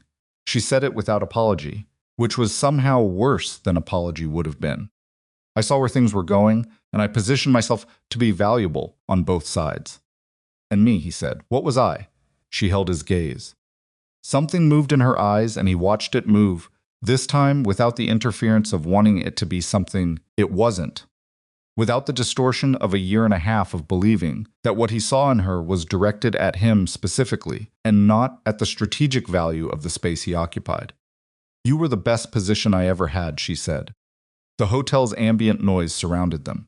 The couple at the front desk finished checking in and moved toward the elevators, pulling their bag. Somewhere in the hotel a phone rang and was answered by the staff. "Elena knew," he said. Not a question. He had known this for hours, since the corridor with Damien, but he was saying it out loud for the first time. She suspected. She found something and she didn't use it. "Elena is a more disciplined person than either of us," Bianca said. Vincent looked at her. "She knew you wouldn't listen," Bianca said. "Even if she'd shown you what she had, you wouldn't have listened." The truth of it arrived without ceremony. He would not have listened. A year ago, 18 months ago, even 6 months ago, Elena could have placed evidence in front of him, and he would have found a way to discount it, because he had needed Bianca to be what he'd decided she was, needed the simplicity of it, needed something in his life that wasn't contested and exhausting in the way that his marriage had become contested and exhausting, because he had systematically made it that way. He had needed Bianca to be uncomplicated, and she had given him exactly that, a flawless, maintained performance of uncomplicated, while she quietly, methodically dismantled the edges of his empire, one piece of information at a time. The man with his hand on Bianca's arm shifted his weight again. "I need to go," Bianca said. "I know." She looked at him one more time. "I'm sorry about Angelo." He said nothing to that. She turned and walked toward the hotel entrance, the 2 men flanking her, and the automatic doors opened into the cold January street, and she was gone. Vincent stood in the lobby. He stood there for 30 seconds, maybe 40, he lost count, and then he walked to the nearest chair, one of the lobby's decorative armchairs near a side table with a lamp on it, and he sat down. He put his elbows on his knees. He pressed his palms against his face. He did not make a sound. He was not going to make a sound in the lobby of the St. Justine Hotel on West 54th Street at 9:37 in the evening. But behind his palms, in the dark that his hands made against his eyes, something came apart. Not dramatically, not with the violence of a thing that breaks all at once. more like the slow giving way of something that has been under pressure for a very long time, a seam opening, a structure settling, the quiet, catastrophic failure of a wall that has been holding back more weight than it was ever built to hold. He thought about Elena in the elevator. He thought about her standing in the attorney's office this morning with her coat that she had chosen herself, her hand not touching her belly until the moment the papers were signed, as if she had been conserving the gesture for after. He thought about the way she had said, "That's my house," not with triumph, not with cruelty, just with the flat, factual clarity of someone who had finished with versions of the truth that required softening. He thought about 11 years. He thought about the woman she had been when he met her, the Madrid architect, the woman who had argued with him about the Brooklyn property and her career and her friendships, who had disagreed with him in the way that people disagree, when they respect themselves enough to believe their disagreement is worth something. He thought about the moment that woman had gone quiet, and he understood sitting in this chair in this lobby, which was a long way from being anywhere he deserved, to have a realization this large that he had called her quietness maturity. He had called it the settling of a marriage. He had called it evidence that she was finally learning to trust him. He had been wrong about that in the same way you are wrong about a building you haven't inspected confidently, comprehensively, without the slightest awareness that the foundation was doing something different from what you believed. But he lifted his face from his hands. The lobby moved around him with its ordinary business. He took out his phone. He pulled up Elena's number.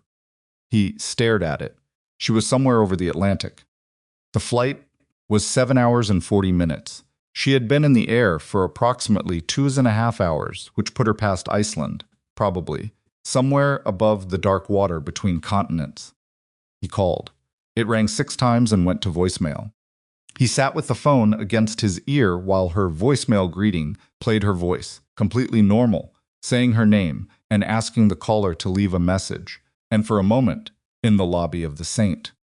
Justine Hotel, Vincent Caruso felt the specific and total desolation of a man who has broken something irreplaceable and then called the broken thing and gotten its voicemail. He did not leave a message.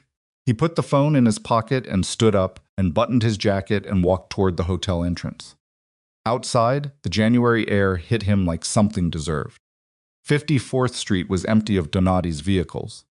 They had gone, Bianca with them, Luca and Damien's car heading somewhere safe for the night, the whole apparatus of the evening disassembled and removed, leaving the street looking exactly as it always looked.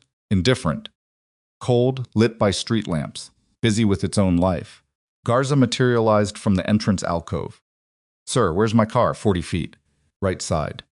Vincent walked to it. He got back seat and sat in the dark interior while his driver pulled into traffic. And he looked out the window at the city he had built his life inside of, the city that had given him everything he had, the city whose streets he knew the way you know, the rooms of a house you have lived in for 30 years. His phone buzzed. A text from Damien. "Luca is secure." Attorneys briefed. Greco confirms transfers total. Transferred to Bianca over 7 months. 412,000. Evidence package is ready. Then a second text. 60 seconds later, she called them from the kitchen. Traded Luca's exit route for a walk. Donati's arrangement with her is contingent on what she gives them going forward. She is not safe long term. Vincent read both texts. Then a third text from Damien. This one was 3 words. "Call her, Vince." He stared at those 3 words for the rest of the drive. His car moved through Midtown and then uptown, through the lit arteries of the city at night, and he sat in the back seat with his phone in his hand and those 3 words on the screen. And by the time the car reached his building, he had called Elena's number 2 more times and gotten voicemail both times, and the 3rd time he had started to leave a message and stopped because there was nothing he could say into a voicemail at 10:04 p.m. that was adequate to what he needed to say, and adequate had always been the wrong standard. Anyway, adequate had been what he aimed for in the last 3 years of his marriage instead of honest, and look where adequate had gotten him. He went upstairs. The apartment was the same as it had always been, his space, his choices, but it felt tonight like a museum of a life he had decided to believe in, and then systematically made impossible. He walked through it without turning on the lights, which was not something he normally did, and stood at the window that looked downtown. The city below him burned with its usual confident light. His phone showed 9 p.m. Elena's plane would land in Madrid in approximately 5 hours and 12 minutes. He would call her when it landed. He would call her, and she would answer, or she would not answer, and if she answered, he would have to say something true, not strategic, not managed, not constructed with the careful architecture of a man who understood how to present himself, but actually true, the kind of true that required you to stand in the open with no cover and say the thing that cost the most to say. He was not certain he knew how to do that anymore. He might never have known. His phone rang. He looked at the screen. It was not Elena. It was a number he did not recognize an international prefix. Spain. He answered it. A pause on the line, then a voice he knew absolutely, shaped by distance and what had clearly been a sleeping tablet that had done its job imperfectly. I woke up, Elena said, somewhere over the ocean. The woman next to me was watching something loud. Vincent could not speak for a moment. I saw you called, she said. 3 times. Yes. Are you hurt? The question arrived so directly, so without preamble, so Elena, the specific Elena of 11 years ago, who had always wanted to know the actual answer to a question rather than the presentable one, that it took him a moment to process it. No, he said. Is Damien? No, everyone's physically no. A silence. Bianca, she said. Yes, what happened? He stood at the window with the city below him, and he told her. Not all of it, not the full forensic account, not the details that would take an hour to properly convey, but the shape of it. Damien's photographs, Luca's confession, the convoy. Angelo's hand, the lobby, and what Bianca had said before. She walked out through the hotel entrance with Donati's men. Elena listened. She did not say she was sorry. She did not say she had warned him. She did not say anything that resembled any of the things she could legitimately have said, any of the enormous earned variations of I told you so that were available to her, and that he would have deserved every syllable of. When he finished, she was quiet. Damien found the transfers, she said finally. Not a question. Yes, I found something similar. A year ago, I couldn't prove the source with what I had. He stopped. He knew why. He had known why, since the corridor with Damien, since the lobby, since the window of his apartment with the city below him. He was asking it anyway, which meant he was asking something else. Because you wouldn't have believed me, she said. And because using it to hurt you wasn't what I wanted to do with the rest of my life. He pressed his free hand flat against the window glass. Elena. Her name in his mouth felt like the first honest thing he had said in a very long time. I am Vincent, he stopped. Don't, she said. Not tonight. Not over a phone call he heard her do the calculation. The time zones at whatever time it is over the Atlantic. Not like this. When? I don't know. There are things I need to say to you. I know. Her voice was tired but completely present. Not angry. Not soft either. Just real, in the way she had always been real when she stopped performing the version of herself his world required. I know you do. Will you let me? A pause. Outside his window, the city was its enormous indifferent self, all those lights, all those lives, all those people moving through the night on their own business. Unaware of a man standing at a window in the dark, trying to figure out whether there was a version of this that was still navigable. My daughter is going to be born in 4 weeks, Elena said. In Madrid. I have an apartment and a job and a life that I rebuilt while you were looking the other way. And I am going to build it all the way, Vincent. All the way. Nothing about that is changing. I know, he said. Do you? Yes. He did know. That was the thing he actually knew. He was not calling her to ask her to come back. He was calling her because he had stood in a hotel lobby and felt something come apart, and the only person he had ever been able to be completely honest with, when he had allowed himself to be completely honest, was the woman he had spent 3 years making it impossible for her to stay. My daughter's name is Mara, Elena said. I know. You told the attorneys. Mara Marlowe. Yes, you understand what that means. Yes, he said, I understand. He pressed his forehead against the cold glass of the window. I want to be in her life, he said, whatever that looks like. Whatever you decide that looks like. He stopped. He reorganized. I know I don't get to make that decision. I know it's yours. I'm just saying what I want, not what I'm asking for. Elena was quiet for a long time. Long enough that he could hear, in the background of the call, the ambient sound of a plane in flight, the specific white noise of pressurized air and engines, the sound of someone in transit between one thing and another. We'll talk, she said finally, when Mara is here. When things are stable, we'll talk and we'll figure out what responsible looks like. Okay, that's all I can give you tonight. I know. He lifted his forehead from the glass. It's more than I earned. Another silence. Then Elena said, very quietly and very directly, the thing that was true, and that she was apparently willing to say, even now, even at this hour over this distance, because she had always been the one of them who could say the true thing when it mattered. You weren't always the man you became, Vincent. He closed his eyes. I know, he said. I need you to understand that I'm not saying that to give you something to hold on to. I'm saying it because it's accurate, and because I don't want to be someone who rewrites history to make leaving feel easier. You were a different man once. You chose not to stay that man. Yes, that choice had a cost. Yes. Okay. She exhaled a small, tired sound.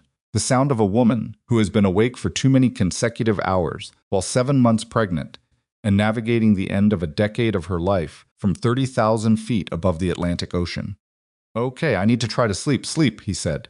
Vincent. Yeah. Don't call me again tonight, I won't. She ended the call. Vincent stood at the window with the dead phone in his hand, and the city below him continued its enormous indifferent luminescence. And somewhere above the dark water between here and Spain, Elena Marlowe pressed her palm against the curve of her belly and closed her eyes, and her daughter moved once beneath her hand, a single slow turn, like a body. The plane landed at Adolfo Suarez, Madrid, Barajas, at 8:47 in the morning, local time. Elena did not sleep after the phone call.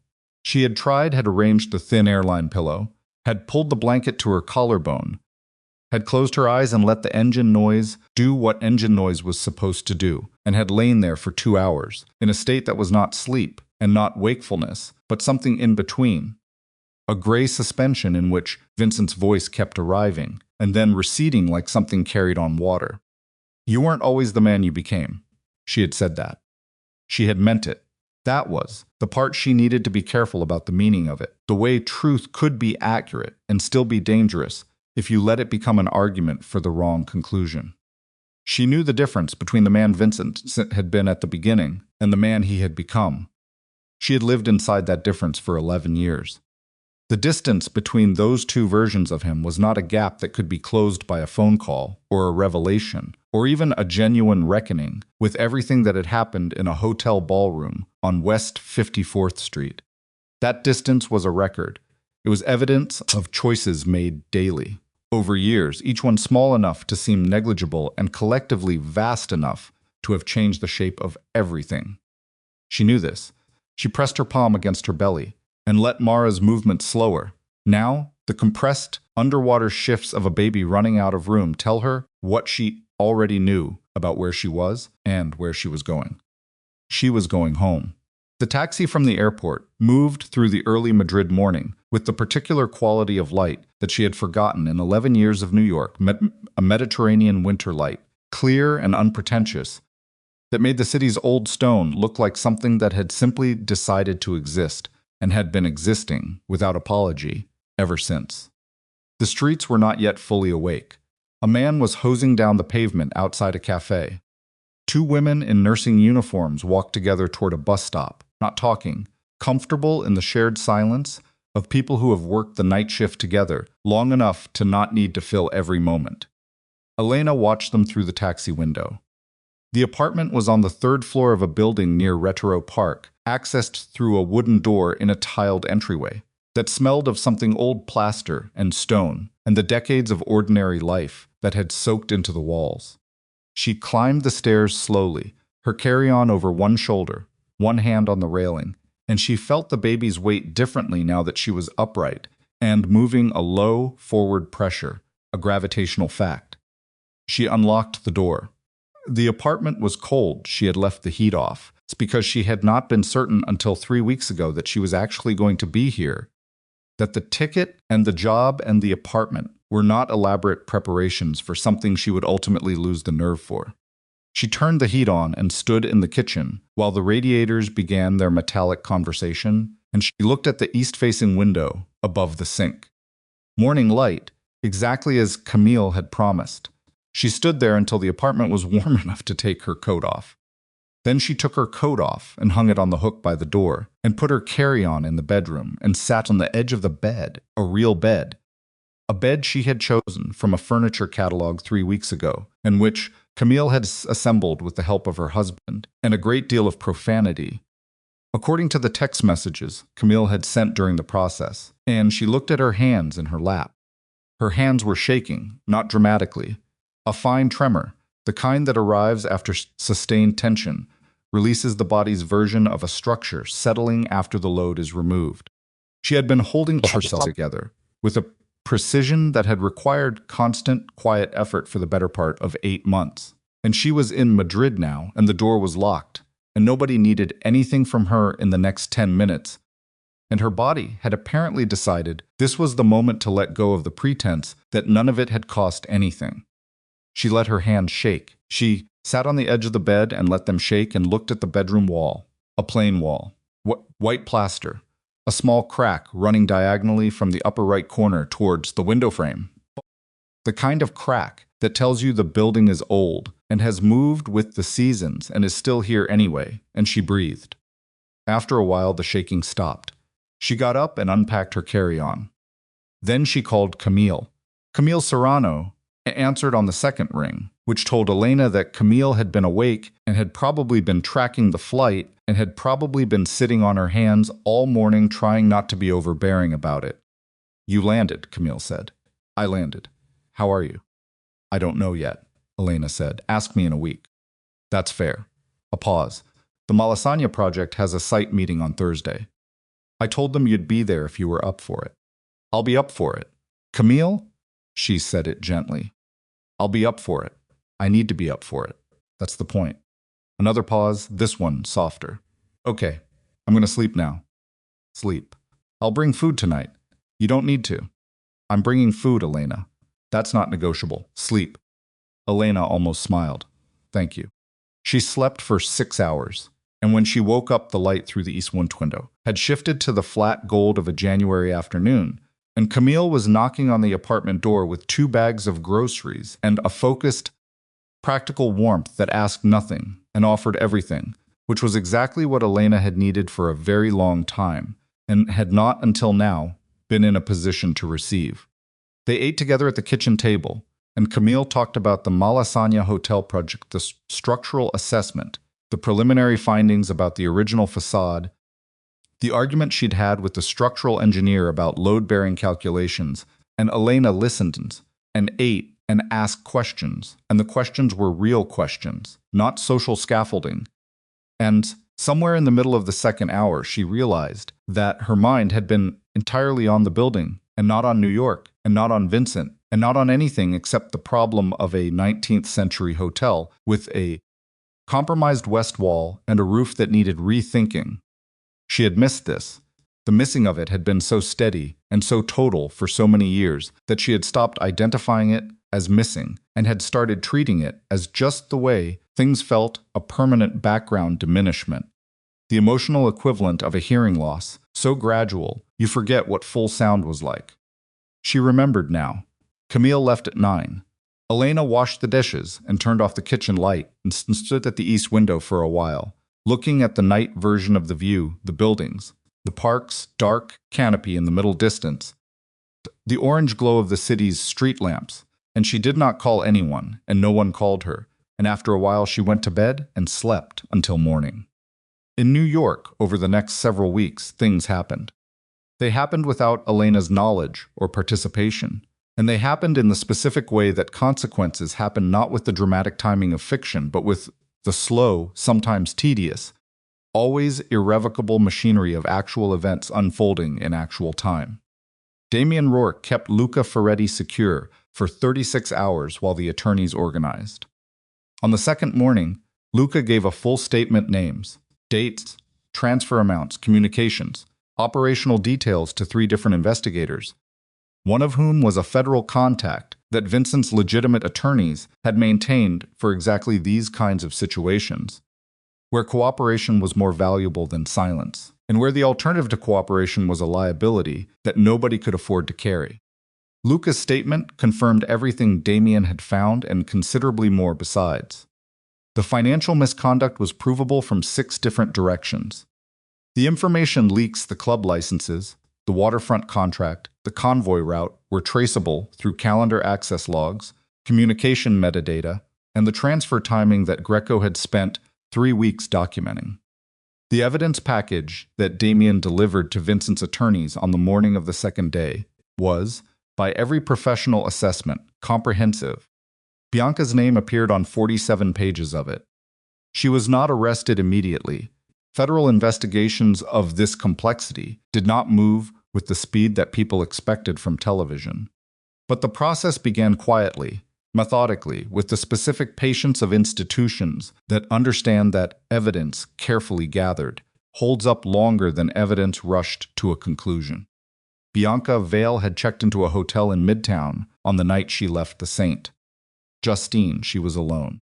Whatever arrangement she had made with Donati's men in the lobby had bought her one night of safe passage, and nothing more. Donati's organization was itself under increasing pressure after the financial trail that Luca's statement opened up, and a burned asset with full knowledge of 2 competing operations, internal logistics, was not someone that organization had an interest in maintaining. She checked out of the hotel on the second morning. She was in the building's lobby, pulling her rolling bag toward the exit, when 2 federal investigators met her at the door. The investigators were polite. They were specific about what they were and what they wanted. They gave her an opportunity in a quiet room off the lobby to begin the same conversation that Thurston said earlier, with the same general implication that cooperation now was a different calculation from cooperation later, and that the evidence currently assembled against her did not require her participation to move forward, but that her participation would affect its ultimate shape considerably. Bianca sat in that quiet room for a long time. Then she started talking. What she said over the following hours and then the following days, in a process that was methodical and exhausting, and conducted with the assistance of an attorney she retained on the first Christian, dismantled the structural underpinnings of Luca Ferretti's side of the Donati operation, with a precision that surprised even the investigators, who had thought they had a reasonably complete picture. They had not had a complete picture. Bianca had been operating at a depth that Luca had not known about, and that Donati had not fully controlled. She had not been an asset that Donati had recruited and deployed. She had been as Vincent had intuited in the lobby of the Saint. Justine, looking at her face in the moment before she walked out, a self-directed agent who had used both operations as instruments of her own positioning, feeding each mind information about the other, calibrated to maintain maximum tension without triggering the kind of open conflict that would have made her position untenable. She had been playing an extremely sophisticated long game. She had also, in the process, given the federal investigation enough information to expose the structural finances of Donati's organization in ways that would take years to fully untangle. Luca Ferretti's organization collapsed within 4 months. Marco Donati spent 2 years in litigation before a settlement was reached that cost him 3 legitimate companies and a great deal of the political goodwill he had maintained in 2 different boroughs. Bianca's cooperation bought her something, as cooperation generally does, though what it bought her was significantly less comfortable than what she had planned for herself and significantly more structured than what she would have preferred. Her professional reputation in New York did not survive the investigation's public elements. The authorized disclosures confirmed what the industry suspected. The financial misconduct confirmed what the investigation had assembled. She left New York 14 months after the night at the Saint. Justine, relocating to a city in the Pacific Northwest where her name meant nothing and where she had, according to the last information that reached Damien through channels, he maintained for exactly these purposes found work with a small real estate company, and was living quietly. Damien relayed this information to Vincent. Vincent listened. He did not say anything for a while. Then he said, "Angelo's physical therapy is going well." Damien looked at him. Yeah, his grip strength is coming back. Not all of it, but more than the doctors initially thought. "I know, I talked to him last week." Vincent nodded. That was all he said about it. But Damien, who had known him for 30 years, understood what the Angelo update meant. That the ledger Vincent was keeping was not primarily about Bianca or Donati or the investigation or any of the large structural consequences of the previous months. The ledger he was keeping was about a 34-year-old man with a 2-year-old daughter and a left hand that was slowly, imperfectly, stubbornly recovering its grip. You could not call that absolution, but it was something. Marcella Caruso left the Brooklyn townhouse on the 31st day after receiving Elena's formal notice, which was to say, precisely on schedule, not a day early and not a day late, because Marcella's had her son's gift for strategic punctuality and had spent the month making clear to everyone who would listen that she was leaving on her own terms and not being pushed out. She moved to a 2-bedroom apartment in Carroll Gardens that Vincent had arranged and paid for without being asked, which was the closest he had come in the situation to doing the right thing without needing to be directed toward it. The Brooklyn townhouse sat empty for 6 weeks. Then Elena's property manager, a woman named Sandra, who had been managing 2 of Elena's investment properties since before the marriage, and who had, at Elena's specific instruction, been left entirely out of any arrangement that touched Vincent's finances, began the renovation process. The work was straightforward by the standards of restoration architecture, which was to say it was not straightforward at all. The house had been occupied continuously for 11 years by a woman in her 70s with strong opinions about interior decoration, and the layers of that occupation needed to be carefully, systematically removed before the original structure could be properly assessed. False walls, carpeting over original hardwood, a bathroom addition in the rear that had been done without proper permits and needed to be addressed before anything else could proceed. Sandra sent weekly photo updates to Madrid. Elena looked at them on Thursday evenings after the Malasaña project meetings, which had become the fixed point of her week, the meetings where she stood in a 19th century building and argued with structural engineers and looked at stone walls that had been covered for decades, and found, repeatedly, that what was underneath was in better condition than anyone had expected. Not perfect, never perfect. There were cracks, damage, places where water had gotten in over the years and done its slow work. But the bones were sound, the foundation had held, and the things that could not be saved were identifiable and could be removed, and what remained after their removal was something that the building could actually support going forward. She ordered the damaged additions removed while preserving the foundation worth saving. That was the job. It was always the job. Mara Marlowe was born on a Tuesday morning in late March in a hospital in the Salamanca neighborhood of Madrid at 623A. She weighed 3 kilograms and 200 grams. She had Elena's dark hair, an equality in her face, in the set of her mouth, in the particular alertness of her eyes in those first blinking hours that Camille, who was in the waiting room, called already decided, which was not a medical term but was, Elena thought, probably accurate. Elena held her for a long time before she let anyone else. She held her in the early morning light of a hospital room in Madrid. This person she had been moving toward for 9 months. This person who had been the fixed point in every version of the plan, the reason the plan had to work, the reason walking away had been possible and necessary, and, in the end, not a defeat but a rescue, and she felt something settle in her chest that she did not have a name for and did not need one. She called Vincent at 8 in the morning. He answered on the first ring. "She's here," Elena said. Silence on the line. "She's healthy. She's perfect." Elena heard her own voice do something on the last word, a slight break that she had not anticipated and did not try to conceal. 200 grams. She has a lot of hair. God, Vincent's voice was barely functional. Her name is Mara Marlowe. I know. He cleared his throat. I know. Can I is there, Elena? You can come to Madrid, she said it directly. because directness was the only thing she had left the energy for. When she's 3 weeks old, we'll arrange something structured. Camille will be here. There are boundaries, and I'm going to be very clear about what they are. Whatever you say. I mean it, Vincent. These are not starting positions. These are the actual conditions. I understand. She looked at Mara, who was looking back at her with the vague, unfocused attention of someone who has just arrived somewhere very different from where they were and is taking in the information. She has your chin, Elena said. A pause.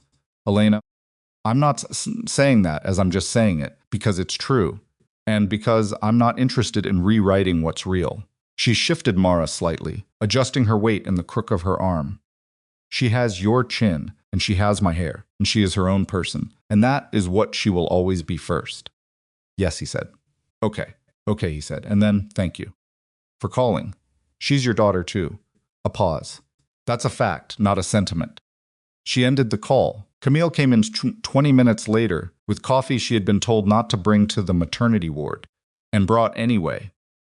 And she sat in the chair beside the bed, and they looked at Mara together, in the particular quiet of two women who have been friends long enough to know when talking would be less than the moment required.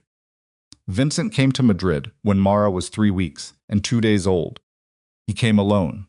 He stayed in a hotel.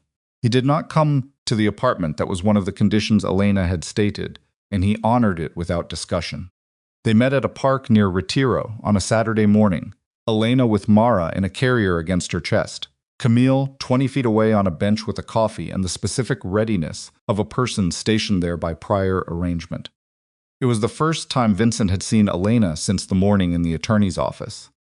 He looked different, not in the way of dramatic change, not thinner or older, or physically marked by what had happened. More, something behind his face had shifted, a quality in his eyes that was less managed than it had been, less performing. He looked at Mara. He did not say anything for a moment. He looked at her with the specific expression of a person confronting something that is so much larger than any preparation for it that the preparation becomes irrelevant. His jaw worked. He pressed his lips together. Then he said very quietly, "Hi." Mara ignored him, which was developmentally appropriate and also, Elena thought, probably the correct response. They walked for 40 minutes. Not a long walk, a circuit of the park section near the entrance, at the pace that Elena's body allowed 3 weeks postpartum, which was slow and deliberate and nothing like the pace she would have chosen 6 months ago. Vincent walked beside her. He did not try to take the carrier. He did not try to hold Mara. He asked one question about the birth, had it been difficult, and Elena gave him an honest answer, and he listened to it, and then he was quiet. After 20 minutes, he said, "The Brooklyn property income, whatever it generates, I want it routed back to you properly.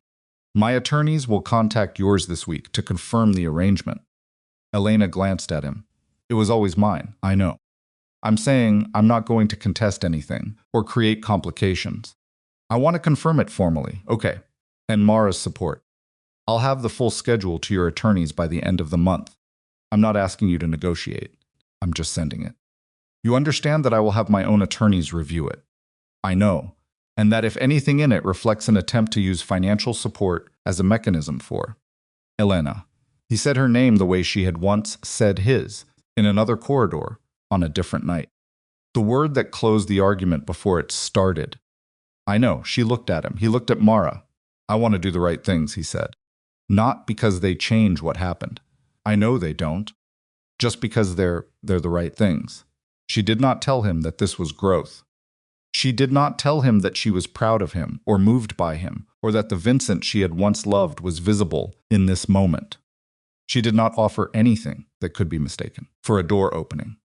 But she did say, "Then do them," and that was enough. That was exactly enough. They finished the walk and said goodbye at the park entrance. Vincent asked if he could come back in a month. Elena said she would think about it and let him know.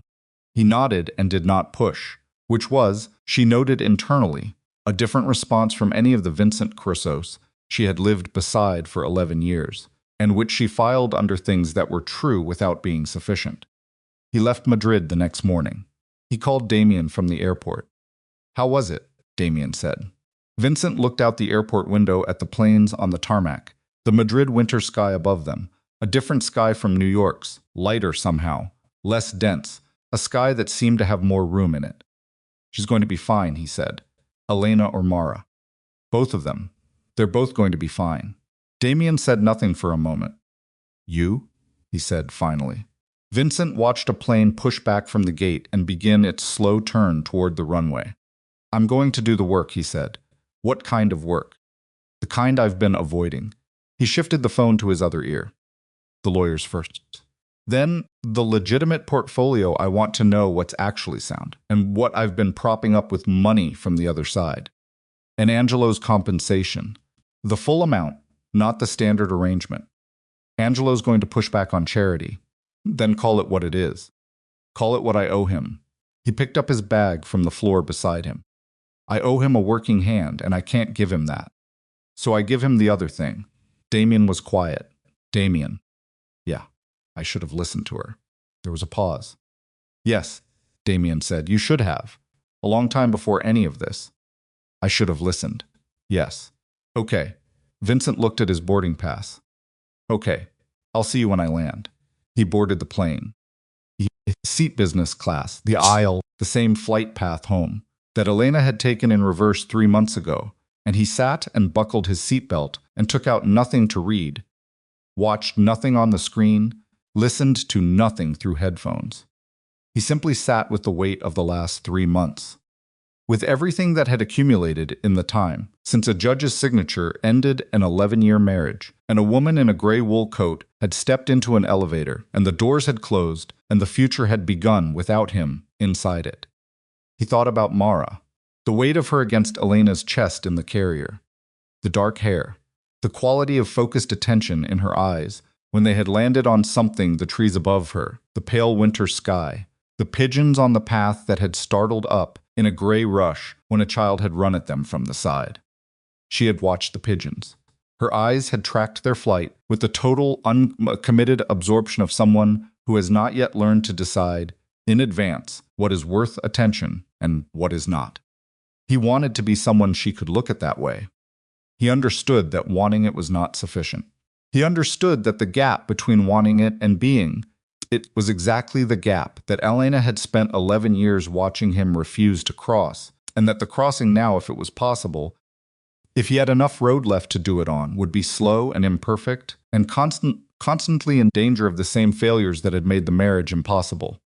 But the plane lifted off the Madrid tarmac, and Vincent looked out the window at the city falling of its old stone and its parks and its different sky. The place where his daughter had been born, and where Elena had built the life he had not been able to dismantle, because she had kept it separate from everything he could touch, and he made himself look at all of it until the clouds covered it. He did not close his eyes. He watched it go. 6 months after leaving New York, Elena stood on a scaffold on the west face of the Malasaña Hotel. The morning was cool and clear, the kind of Madrid morning that made the old buildings look like they were posing for something, the light hitting the carved stone at an angle that brought out the detail work, the faces and the foliage that decorators had cut into the facade 130 years ago and that subsequent renovators had painted over, stuccoed over, simply ignored in the press of each decade's own priorities. The scaffold gave her a view she could not have had from the street, up close at eye level, the original stone, beneath the decades of addition and revision. The damage was real. She had known it would be. Water infiltration in the upper sections. Mortar deterioration along 2 of the horizontal courses. One carved face near the corner had lost half its features to a century of weather and a decade of inattention. But the stone itself was sound. She ran her hand along a section where the 19th century masons had set the blocks, with a precision that modern buildings sometimes forgot to respect, not just functional, but considered. Each stone chosen and placed in relationship to the ones beside it, the weight distributed with an understanding of how buildings stand up over time. She stayed on the scaffold for a full 20 minutes, making notes on her tablet, assessing what could be stabilized and what needed replacement and what, contrary to initial estimates, had held up better than anyone expected. When she came down, The site manager, a man named Rodrigo, who had spent 30 years on restoration projects in this city, and who had initially regarded Elena's appointment with the specific skepticism of a person who has seen too many talented people arrive from elsewhere and underestimate what they are dealing with, handed her a coffee. "The northwest corner," he said. "Better than the report said." "The original Masons knew what they were doing," Elena said. He looked up at the scaffold. "They always do. That's why we're still here." Elena drank the coffee. She looked at the hotel's facade in the morning light, at the carved stone faces looking back at her from their damaged positions, the ones that had lost detail and the ones that had kept it, the ones that would need replacement and the ones that needed only cleaning, patient uncovering, the removal of what didn't belong, so that what did could finally be properly seen.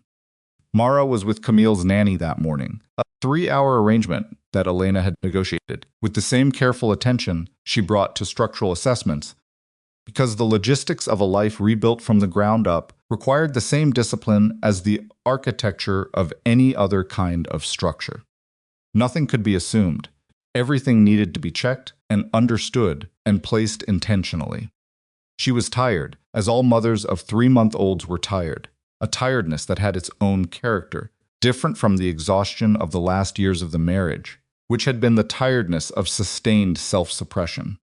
This was the tiredness of actual work, of output, of days that were full, because she had chosen what filled them.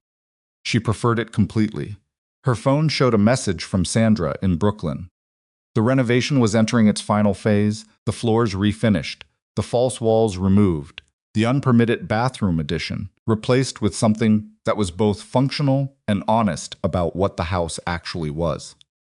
A photo attached, the original molding in the front parlor, uncovered from beneath 3 layers of paint intact. Elena looked at the photo for a long time. Then she sent back, "Keep it. Clean it. Leave it exactly as it is." Because some things properly uncovered needed nothing added. She put her phone in her pocket and turned back to the hotel. Back in New York, in the Upper East Side apartment that was too large for one person, and that Vincent was, in his slow and unglamorous way, beginning to reckon with, a locked drawer in his desk held one photograph. Not a romantic photograph, not a staged image. A photograph taken in a Madrid park by Camille on a phone from 20 feet away, the only kind Elena would have permitted on the morning of Vincent's visit. Elena in her coat, Mara in the carrier, both of them looking at something to the left of the frame. A pigeon, probably. One of the pigeons Mara had watched with such total uncommitted attention. He had asked Camille, before he left, if he could have it. Camille had looked at him with the particular expression of a woman who has been a person's friend for a long time and has full knowledge of what that person has been through. Then she had sent it to his phone. He had it printed.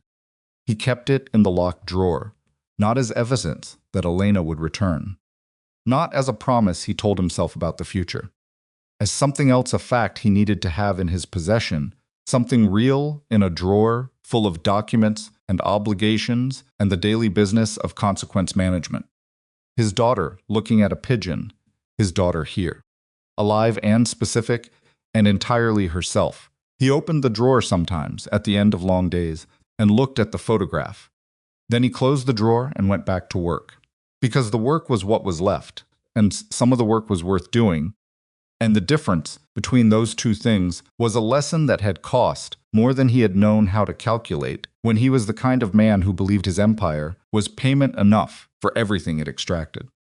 He was becoming a different calculation, slowly, imperfectly, with the specific, unromantic difficulty of a person who has understood something true about themselves too late for it to save what it should have saved, and who has to decide, every day, whether the understanding is still worth something in a life that no longer looks like the one they planned. Every day he decided yes. Some days it was easier than others. In Madrid, on a morning in October, 10 months after a judge's signature ended an 11-year marriage, 9 months after a woman in a gray wool coat walked into an elevator, Elena Marlowe stood on her east-facing balcony with Mara on her hip. Mara was 7 months old and deeply interested in the world. She had opinions about textures and temperatures and the specific quality of different kinds of light. She had a sound she made when she found something worth investigating, a low, concentrated hum. Almost a question, and she was making it now, watching the morning light move between the old buildings across the street. Elena watched her watch the light. The balcony door was open behind them. Inside, the apartment was warm and imperfect, a dish from last night's dinner still on the counter. A drafting notebook open on the kitchen table with a rough sketch of the hotel's northwest corner. Mara's things distributed across the living room floor with the cheerful disregard for organization that characterized people who were not yet 2 feet tall. The morning moved around them. A man on the street below was unlocking his shop, the same man, the same shop, the same time each morning. Elena had started to recognize the pattern. A woman walked past with a dog that was mostly legs. A delivery scooter turned the corner too fast and made a sound that caused Mara to look down from the light with an expression of pure, unguarded alarm that became almost immediately processing and then settled into the return of her attention to the light. Elena felt Mara's weight on her hip, felt the sun on the side of her face, felt the morning arrive the way mornings do not with ceremony, not because it had been arranged or negotiated or purchased at any particular price, but simply because it was Tuesday, and the earth had turned, and the light was doing what light does. She did not need the morning to mean something large.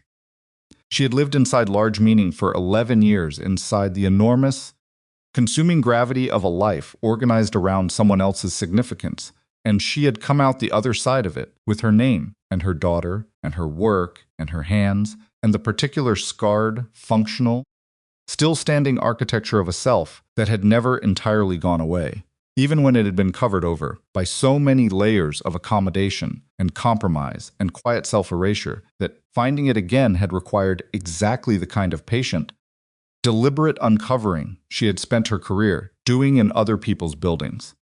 She kissed the top of Mara's head. Mara made the hum the low, investigating sound, and reached one hand toward the light as if she could touch it, as if the distance between herself and the thing she wanted to understand was simply a logistical problem she hadn't yet solved. Elena smiled. She held her daughter in the morning light, in the city she had come home to, on the balcony of the life she had chosen, and she did not think about what she had lost, or what it had cost, or what a different version of the last 11 years might have looked like. She thought about the hotel, about the carved stone face near the northwest corner, the one that had lost half its features to weather and time and neglect. She had decided, after the scaffold assessment, that it could be restored, not replaced, restored. Brought back, detail by detail, from what remained. The original form was still legible in what was left of it. You could see, if you knew how to look, what it had been and what it still was underneath the damage. That was the job. That was always the job. She held Mara on her hip and turned back inside. The apartment door closed behind them, and the balcony stood empty in the morning light, and the day opened in front of Elena Marlowe like a building she was finally qualified to enter, not because it was perfect, not because the damage was repaired, or the losses recovered, or the years returned, but because she was the one who decided now what was worth saving and what was not.